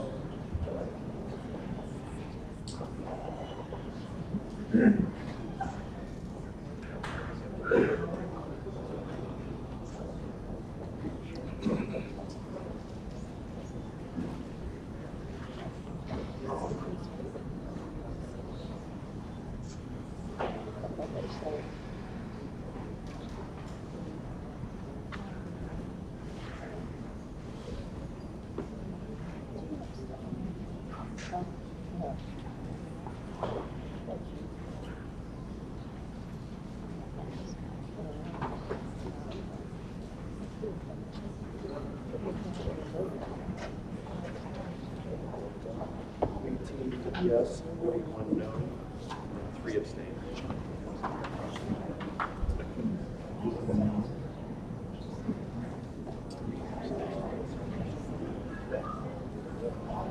The motion to amend a previously adopted amendment fails.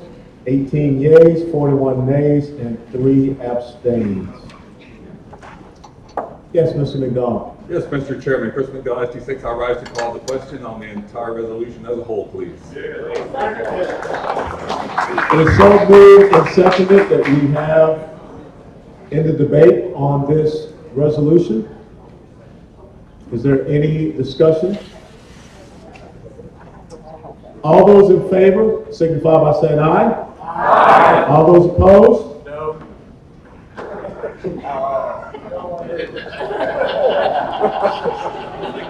There's always one. On behalf of the Resolutions Committee, I move adoption of the resolution as projected. It is moved that the resolution as projected supporting the legislative priorities be adopted. Are you ready for the question? All in favor of the proposed?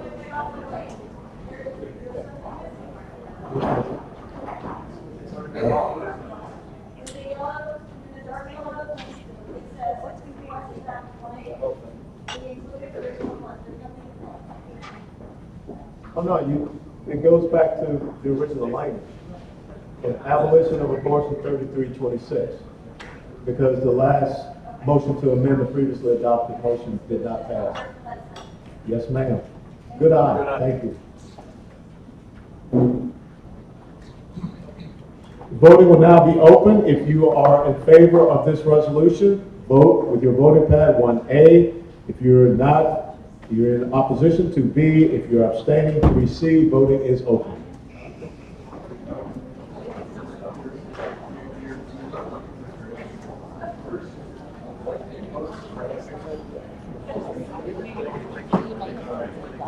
Hang on, we're restarting.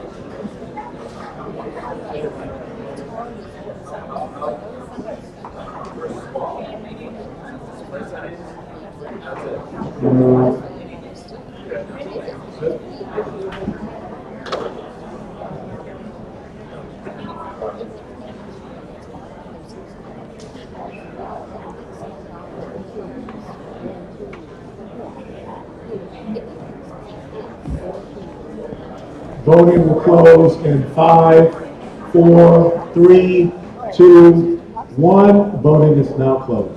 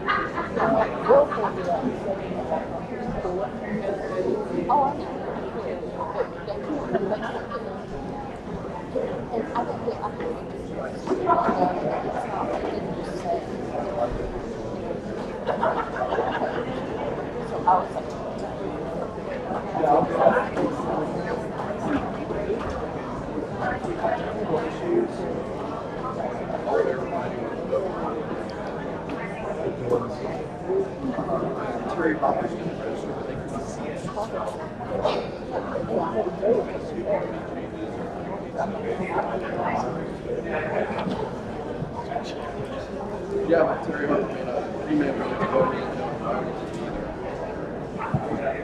Did Mr. Harper, Mr. Wiley, did y'all intend to vote?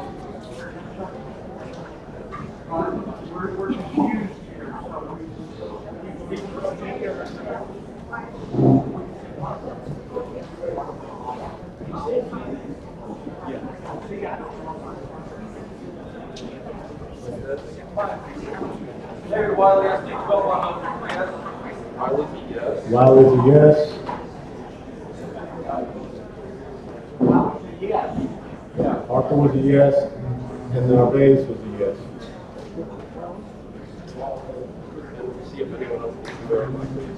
Does anyone else need to verify their vote? So it'd be 53 yes, 10 no, and 0 abstain. 53 yes, 10 nays, 0 abstains. The resolution as amended passes. We will now call back up Resolutions Committee Chair for the second resolution.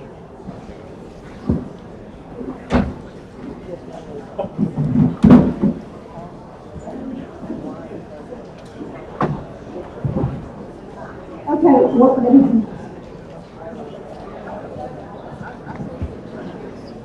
okay, this is a short one, just short and sweet like me. And I know you're very brief. I will read the resolution, okay, and just not spend all that time on that debating, okay? I'm gonna read it. Therefore, be it resolved that the Republican Party of Texas invites Governor Greg Abbott to attend the July 11th, 2021 State Republican Executive Committee meeting to discuss the failure to pass key legislative priorities of the Republican Party of Texas and to work together to ensure the passage of these priorities. Resolved that a copy of this resolution, along with a formal invitation, be sent to Governor Greg Abbott. Yay!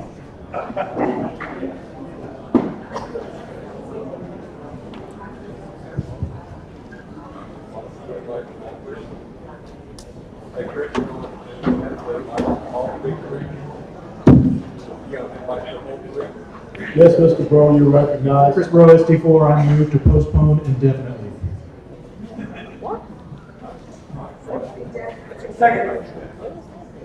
It has been so moved and seconded to postpone indefinitely this resolution. Is there any debate? All those in favor signify by saying aye. Aye. All those opposed? The ayes have it. This resolution has been postponed for indefinitely. Next, we will have a legislative priorities report from Ms. Jill Glover.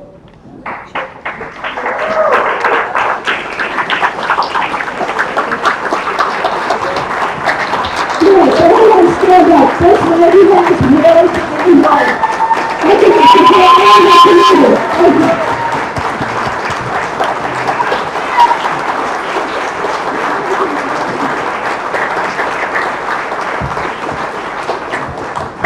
Oh my goodness, y'all, thank you. All right, I know everybody wants to go to lunch. I don't want to shortchange my committee, so I'm going to do the best I can, and we will try to sort of be on time.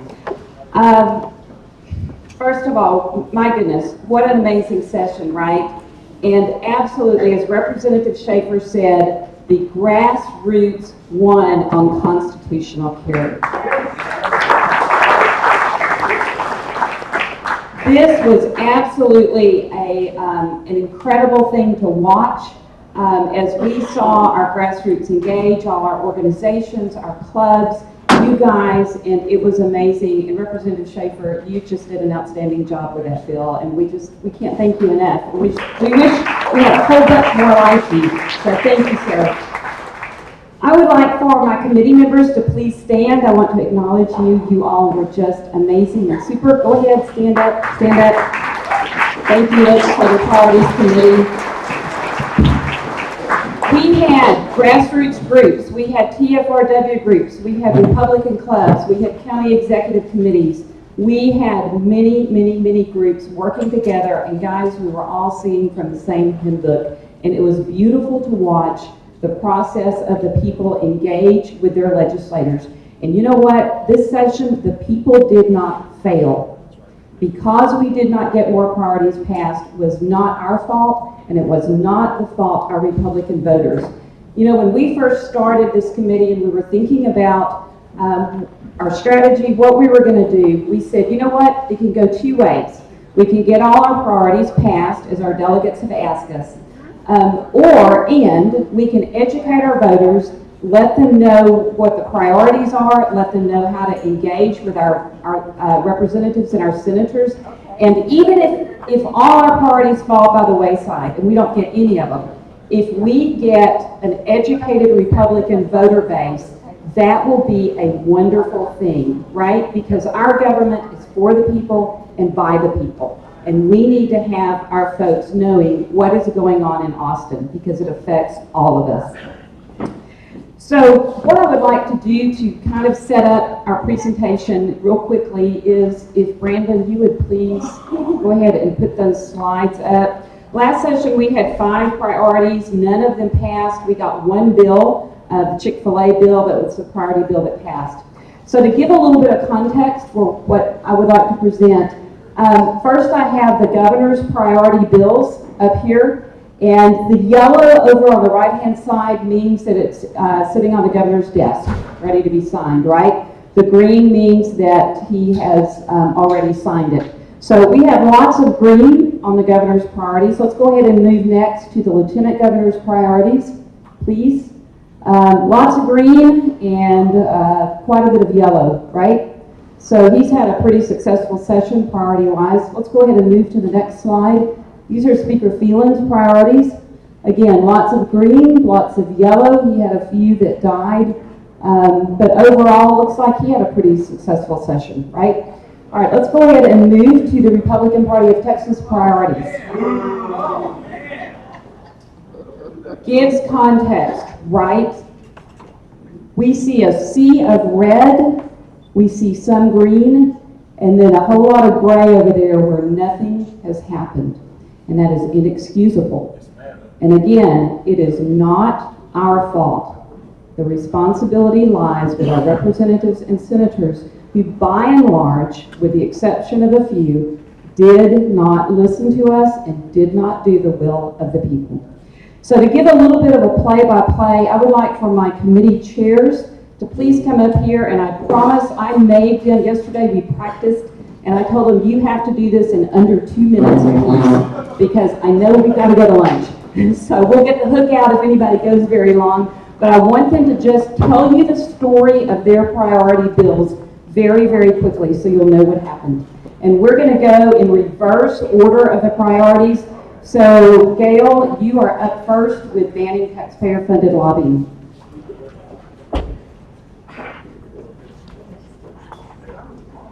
I'm going to stand to the side. We had 5 bills that were approved by the Legislative Priority Committee on this issue. Senate Bill 234 and H. Bill 749 were identical companion bills. They basically went nowhere because the Senate said they couldn't pass them. SB 10 was filed in March by Senator Paul Betancourt. It was reduced to cities and counties only. In Harris County, there are over 400 taxing entities. This bill would have affected only somewhere around 25 at the most. There were 2 other bills that came about. One had to do with lobbyists in Washington to codify that, which we don't have and haven't had since Governor Perry. And it was to create the other one was to create a criminal penalty for legislators who become lobbyists before 2 sessions have occurred after their resignation. No bills were passed, and I will tell you this, when you cry and pound on the desk about all the bills that did not pass, that we wanted, that were conservative, if we don't pass banning taxpayer-funded lobbying, you're going to continue to see failure. We have got to get behind this bill on everything, and especially on the next priority. Welcome, Mark Garcia, everybody. Thank you, Gail.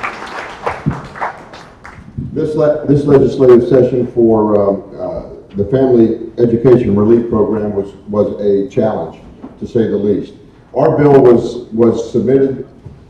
Our bill was submitted on the last day that you could file, on March the 12th. The first bill through the Senate, 1968, by Senator Betancourt, was filed about 3 to 4 hours before the deadline.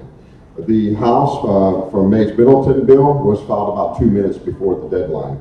So we had quite a challenge. Then the Senate bill and the House bill were assigned to the Education Committee, and we were getting nowhere with them at all. And so what we did is we put an ad, a radio ad, over Texas. We put it in Dallas, Fort Worth, San Antonio, Austin, Houston, Midland, Odessa, Bryan, College Station. And the phones rang off the hook. And the emails flowed. And the bill got assigned and got a hearing. It was wonderful. So I want to thank each and every one of you for what you've done. We're not afraid to put up the money. We wanted to make sure that this thing got heard, because school choice is a very premier issue. At the day of the hearing, there were 20 organizations that were against our bill. Let me read them.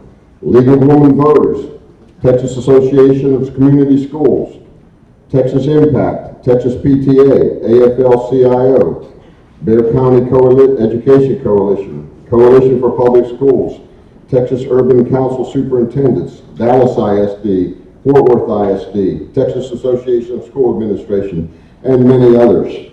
And guess what? None of them showed up because the Senate was ready to take them to task for their short-sightedness on this bill. This bill is something that was so needed. The people that were for were individual family members. We had one, Dr. Grace and Timothy Horner. They had 7 children they had 7 very well-behaved children at the hearing. And as she was testifying, Dr. Horner was testifying, one of her children sneezed. And she didn't miss a beat. She says, God bless you, and she continued on with the testimony. They were so well-behaved. And this is the people that we're representing, people that want a great education for their children. But if we don't get an education for their children, we're going to lose the state. And if we lose the state, we lose the country. And if we lose the country, we lose our constitutional public. And I think my time is up. Thank you very much.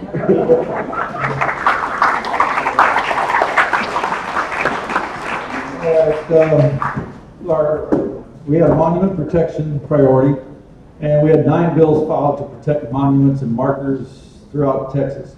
And these define that monuments across the state older than 40 years would be protected from being removed by any governmental entity unless passed by the House. Additionally, there were bills specifying that the Alamo and the cenotaph would be protected. One bill even created criminal penalties for damaging monuments. 7 of these bills were in the House and 2 were in the Senate. 6 of the House bills were assigned to the Tourism Committee chaired by Ken King from the Panhandle. He did allow 4 of the bills to be heard, but then left them sitting without a vote in the committee for a number of weeks. In the final week before the deadline, those bills were sent to the floor. And 2 of them, one protecting the historical markers across the state, and one specifying the story of Texas independence would be the focus of the Alamo, did get through the House and were sent to the Senate. The remaining 4 bills left in Ken King's committee died due to lack of action. The criminal penalties bill was assigned to Democrat Nicole Collier's committee of criminal jurisprudence. It was heard and left pending where it died. The 2 original Senate bills were assigned to the Natural Resources Committee chaired by Brian Birdwell. When asked, his staff responded that they had been told by the Lieutenant Governor that those bills would not be heard in the Senate. And these bills died in Brian Birdwell's committee. In the end, only the bill that creates civil penalties for damaging or removing historical markers, which was introduced by Representative Murr for the companion bill by Senator Buckingham, was heard and passed to the governor. So we got one. Are you satisfied? No. Okay. Thank you. Thanks, David.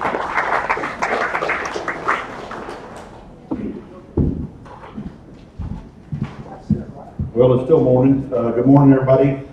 Stephen Stanley, SD2. I chaired the Constitutional Carry Committee. I can do it easily and just say, well, whatever Representative Schaefer said, I'm done. But it wasn't obviously that easy. And you can see all the red of all of the constitutional carry type bills that died in committee. After our original bill that we had supported, our committee had supported, Representative Biedermann's 1238, after it died in committee, luckily Chairman White, he had House Bill 1911 along with Representative Schaefer's 1927. Well, they were heard on the same day. Our FD from SD2, I mean 3, excuse me, David Covey actually testified on his way to Laredo for our last quarterly meeting at 4 o'clock in the morning on 1927. It made it out of committee. We were treading water for a while, and thanks to groups like GOA and their hundreds and thousands of contacts, groups like Texas Gun Rights that delivered 118,000 petitions to the Capitol. Joanne Fleming's group, Joanne, would you wave at everybody? Texas Grassroots. Thanks to these groups and the effort that your SREC Legislative Priorities Committee did, as far as their staff reports, getting it out to, I think they said they have 5,000 contacts now in that sending out emails and stuff. That when I was down there to speak, testify in the Senate special, the Lieutenant Governor created a special committee just to hear this one bill. I was down there and I spoke to somebody just prior to going in to testify that had some direct conversations with the Lieutenant Governor the day before and said, yes, constitutional carry is going to pass. I said, why do you think that now all of a sudden? He said they received over 10,000 phone calls into his office for constitutional carry. So, as Representative Schaefer said, it was the grassroots that pushed us over the goal line. We're just waiting for the governor to sign it now. So, appreciate everybody's efforts in this process. Thank you. Good morning. First of all, I want to thank Jill Glover for giving great assistance to me, a freshman who really did not know what went on at the legislature as far as procedure. But Jill, thank you very much for your leadership. As you can see up here, there are several bills that will abolish abortion. We did get the heartbeat bill, and you need to understand the importance of that one specifically is that it does not carry a criminal penalty. So therefore, it is likely to not try to be overturned by the United States Supreme Court. But it can be enforced by anybody. So if you heard of someone who had violated the heartbeat bill, like say for instance if the physician did not check for a heartbeat, you have standing to bring a lawsuit against that physician. And it's a civil penalty. The other one was the trigger bill, which says that should Roe v. Wade be overturned by the United States Supreme Court within Texas, abortions are abolished completely, except for the life of the mother. You voted today to urge 3326, which is the only bill, as my colleague says, that satisfies our legislative platform. Jill asked me to name names. I'm going to tell you who the actors are that need to be thumped. Stephanie Click, Chris Patty, and Speaker Phelan. All three of those killed these bills. So remember that when you vote.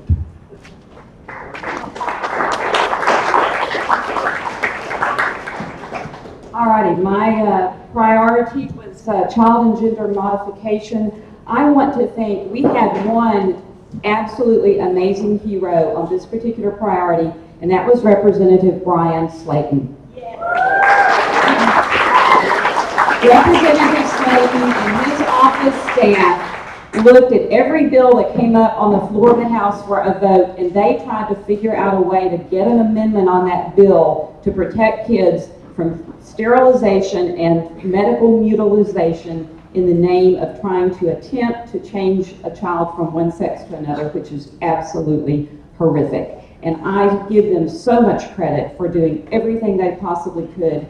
And I will say that Speaker Phelan, every time he denied those amendments, it really told us, frankly, how the leadership felt about this particular priority, and that they were not in favor of passing that, because Representative Slayton had several amendments that were absolutely germane, and they managed to find ways to not support them. So we had two main bills, House Bill 1399 by Representative Krause, which we really appreciated, and he worked that bill. However, it got bogged down in the Public Health Committee. It also got bogged down in Calendars Committee, and it was put on the calendar too late. It was on the general calendar, not the major state. So again, it was set up to fail from the very beginning. The Senate thanked so much. Our Senate hero was Senator Bob Hall, who worked very hard and absolutely tried to help us get this passed. Senate Bill 1311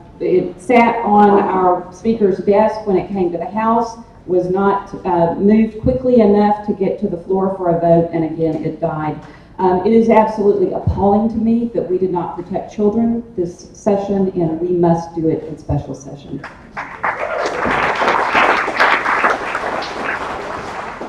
Good morning, guys. My priority was religious freedom. As always, I thought in the United States of America, you don't need a legislation to have religious freedom, but we got that through the First Amendment, right? But here we are. So we have three major bills that came through, three of my reps and my senator, so I had to give them credit for that. HB 525 by Matt Shaheen, HB 1239 by Scott Sanford, HR 72 by Jeff Leach, and SB 26 by Senator Paxton. So we had 14 Senate bills that we adopted as a priority committee, 21 House bills, about 35 bills total. We got probably the most highest bill in the number of bills, and we got 9 bills passed through it. So what did we get? We got a suspension of laws, of executive orders, or laws that will force closing of our places of worship. The other one is we have supporting in prayers, including the use of word God in public gatherings and display of 10 Commandments in public educational institutions and other governmental buildings. We received SB 797 by Senator Hughes, which is about display of national motto, "In God We Trust." So we had, it's a decent priority report. Now what we didn't get, which is sad because it's one of the most common sense bills, we didn't get a conscience bill that will protect healthcare workers who doesn't want to perform abortion. We didn't get to pass to save women's sport. That didn't come through. So this is not a complete victory, but it was decent comparing to other bills, other priorities. So I want to recognize Tom Nobis for helping me with all the documentation. And committee members, Tanya Robinson, Naomi Navarez, Frank Lopez, Sue Evenwell, and Melissa Conway. I'm concluding this by saying one thing.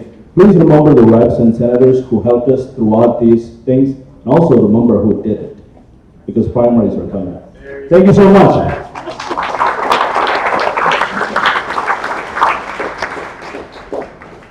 Well, hello. I just want to, election integrity, I was the chairman of that subcommittee, and honestly, I would take the rest of the meeting time to list all the names and organizations that helped with this priority. I have never in my life seen such a unified effort under this issue in Texas. Seriously. I want to thank our phenomenal subcommittee members and awesome secretary, Joanne, and the organizations and hundreds, if not thousands, of Texans, plus the endless late nights on the phone with Dion, who was my boots on the ground in Austin since I couldn't be there this session. How many of you wrote, texted, called, emailed your Republican House member to sign on to HB 6, the Omnibus House Bill? See, look at this. Look at these hands. This is what I'm talking about. Thank you. You guys are rock stars. And we all heard what happened to that bill what happened to SB 7. But have no fear, y'all. I know we're really disappointed that it didn't pass in the regular session.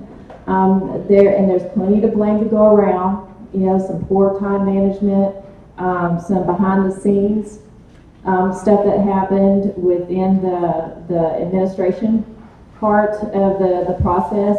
But we are so looking forward to coming back in the special session and backing our guys up and helping them across the finish line to get election integrity reform in Texas in 2021 before the September redistricting special session, right? We did have one bill out of 10, if you see on the chart up here. HB 574 was the only bill that was approved by our subcommittee and committee that has gone through for the governor to sign. And this bill is a creation of additional criminal offenses involving elections, making it a second-degree state felony to knowingly count ineligible votes and for not counting eligible votes. As good as that bill is, y'all, it is just a minute piece of the puzzle that we need to get the job done.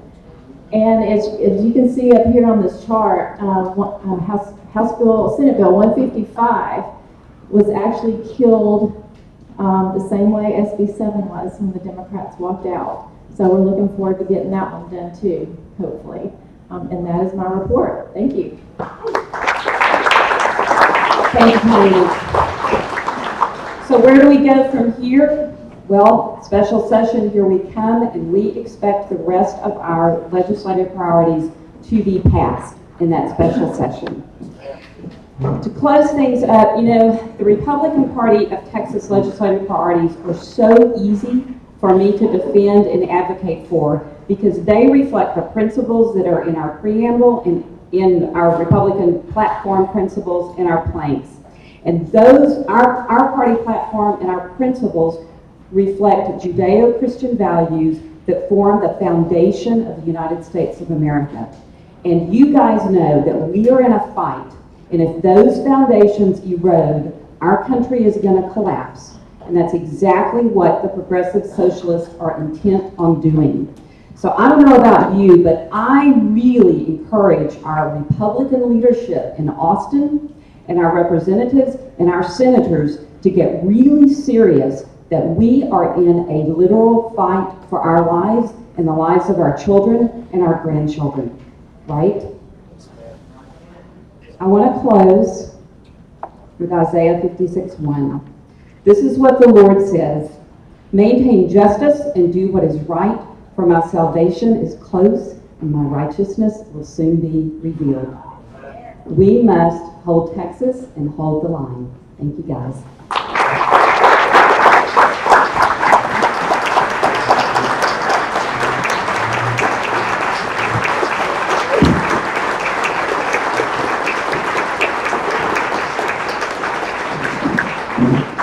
Yes, Sergeant Barnes. Mr. Chairman, thank you. I appreciate the recognition. May I have a moment of personal privilege as it relates to when I was an SREC committee man regarding legislative priorities? You're standing in front of lunch, but go ahead. Very good, because this is important. Folks in my church, I go to Williamson County Cowboy Church, a year ago in May, folks were saying churches were being closed. We never stopped meeting, but most churches did. And we go, what can we do about it? I said, let's take this through the legislative priority process at our state convention, and we as individuals can make this happen. Yeah. And out of that, we accomplished House Bill 525, which says that religious services are essential, House Bill 1239 that prohibits closure of churches, and not on the list is SJR 27, which will be a constitutional amendment on the November ballot that permanently bans state and local governments from closing churches. So I just wanted to let folks know that ordinary people can make things happen by working through our process, and I encourage them to do that. Thank you, Mr. Chairman. Thank you. Mr. Controller, you recognize. Yes, thank you, Mr. Chairman. Carol Quick here, SD 31. I would like to ask that if that graph that was presented to us, would that be in the documents that will be sent to us? Is there? Is there? Okay. I can send those out. And I would like to also give Jeremy Kitchens and David Wiley credit for producing those slides for us. Mr. Chairman, this is Dr. Alma, SD 19, point of interest, personal interest. Sir. I just want to let you know that the gentleman that I had endorsed or supported, Mr. Guillen, was a co-sponsor of HB 1927, and he was the only Democrat that stood with the Republicans for the heartbeat bill. I understand that the Democrats are going out there and liberal blogs are trying to primary him. I will make an effort to approach him and ask him to join our party. Thank you. Thank you very much. Before we have lunch, I would like to have the Engagement Committee report. Ms. Alma Jackson.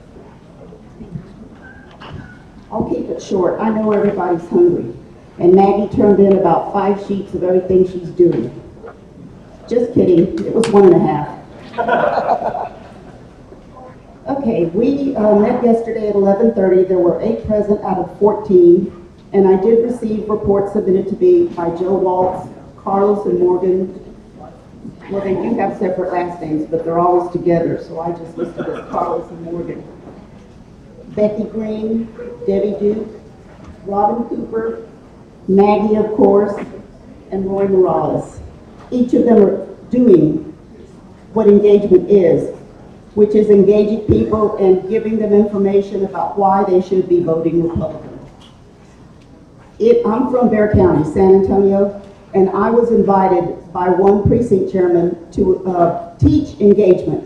And this lady asked me to come to her home. And I said, sure, I'll be glad to. When I got there, there were 34 people in there. Only 3 out of 34 were precinct chairmen. The others were brand new. And the interest is up, folks. Democrat policies are hurting us, and people are noticing, including Democrats. I'm meeting them. We are making a difference. Just don't give up. Keep telling them what we stand for. There's so much low information out there. Any event I've ever been to where I speak and people approach me afterward, they'll ask, I want to get involved, but what should I do? I tell them to get informed on issues so they can speak intelligently and talk to people where they gain your respect because you know what you're talking about. So I offered them a sheet of paper, just a list of reputable websites that are conservative. And you wouldn't believe how many request those. And I'm receiving responses that they are using them and that they were very grateful that I passed them on to them. These are people who have not been involved, but they have to start somewhere. So I encourage you to do the same. I was at a birthday party last Saturday. It was at a very nice restaurant, and the conversation turned to politics. And it didn't come from me. Somebody brought it up. So I asked him, well, are you involved? Because he was complaining, naturally, blah, blah, blah, blah, blah. And I said, are you involved? And he said, no, I don't know what to do. So I gave him my email. I was afraid to ask him for his, because I don't want him to think I'm chasing him. So anyway, he did write me. And he has been conversing with me, and he's excited. He said, where can I go? When's the next meeting? You know, blah, blah, blah. I'm going to bring 3 people with me. So that was exciting. It does work if you get their attention. And again, stay informed on issues. Engagement, there's opportunities everywhere. Take advantage of them. God bless you all. Thank you.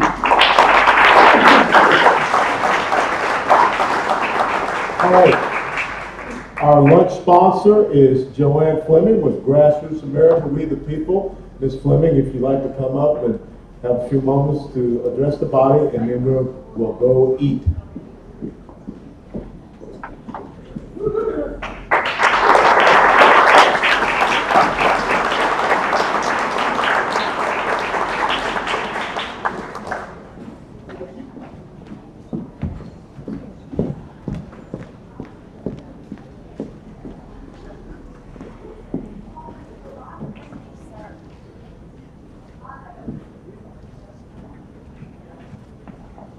Hello, Grassroots. We're so happy to be able to sponsor this lunch for you today. I want to say thank you so much to Chairman West for his strong, unyielding, unapologetic, and unafraid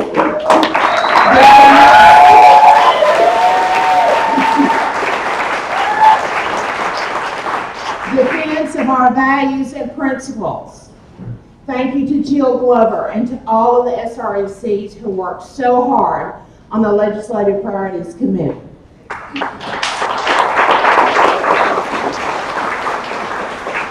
And I have to tell you today that you are the cavalry. You are the cavalry, and it is a war. The war is coming, and the war is not only from socialist, Marxist Democrats. They are from people who want to call you right-wingers. How many right-wingers are in the house today? Let me tell you, these legislative priorities didn't come from some intergalactic zip code. They came from the grassroots conservatives of Texas who love Texas and want to stand and fight for her. Texans want defenders. Let me tell you that how your success is being measured. Since the steal, people have been despondent and they were angry at Republicans in Washington, D.C. who would not stand up with President Trump. We know them. I hope we retire them. And I will tell you that I got email after email. Joanne, we love what you do. We love what Grassroots America does, but we are tired of Republicans who will not fight. And I said to them, wait. You will see leadership in Texas like you have never seen before. It will be bold and it will be principled. And there will be people who will be fighting for you in the People's Republic of Austin. And fight you did. So I will tell you this. You need to hold fast. You don't worry about people who call you right-wingers. You don't worry about that. Because I'm going to tell you the only way that we are going to win is if we fight God's way. God's way. That means, and I understand and I appreciate what I heard today, that we are not a church. We are not a church. But I will tell you this, if we as Christians do not stand and we do not fight the enemy that is before us, we cannot ask God to bless what we do. He is not compelled to do that. Now I will tell you the Texas Conservative Grassroots Coalition, which is the signature project of Grassroots America, We the People.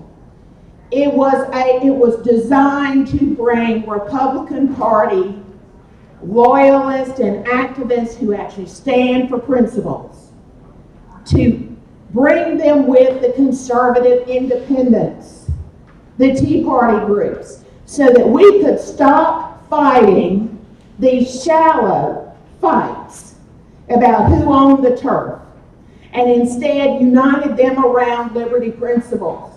When people unite around liberty principles and fight for them, freedom can win.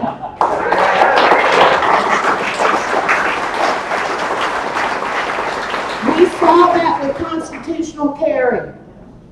We saw that. And I am telling you that these principles are worth fighting for. These priorities are worth fighting for because the GOP primary base ratified these principles when they voted for them on the GOP primary ballot.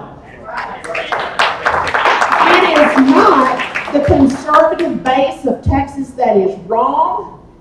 It is not time for you to change. It is time for us to have people in Austin who will vote the values of Texans. And I'm happy to say that our coalition has grown 890% since we started in 2015. And since 2017, 489%. And I will tell you that I will never vote you off the island. If you don't agree 100%, You don't even have to tell me. But if you will unite with us on our coalition projects, you can agree with us on what you agree on, and I ain't gonna hate you for the rest. But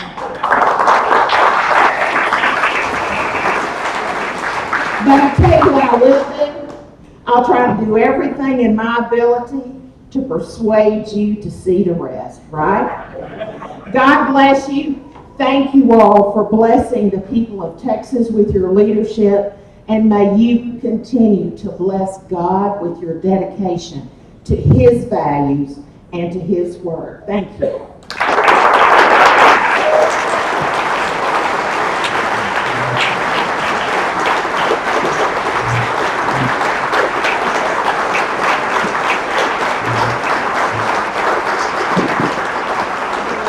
The time is now 12:21. We will reassemble at 1:21 and realize that we will have to exit this facility at 2 p.m. See you back here at 1:21.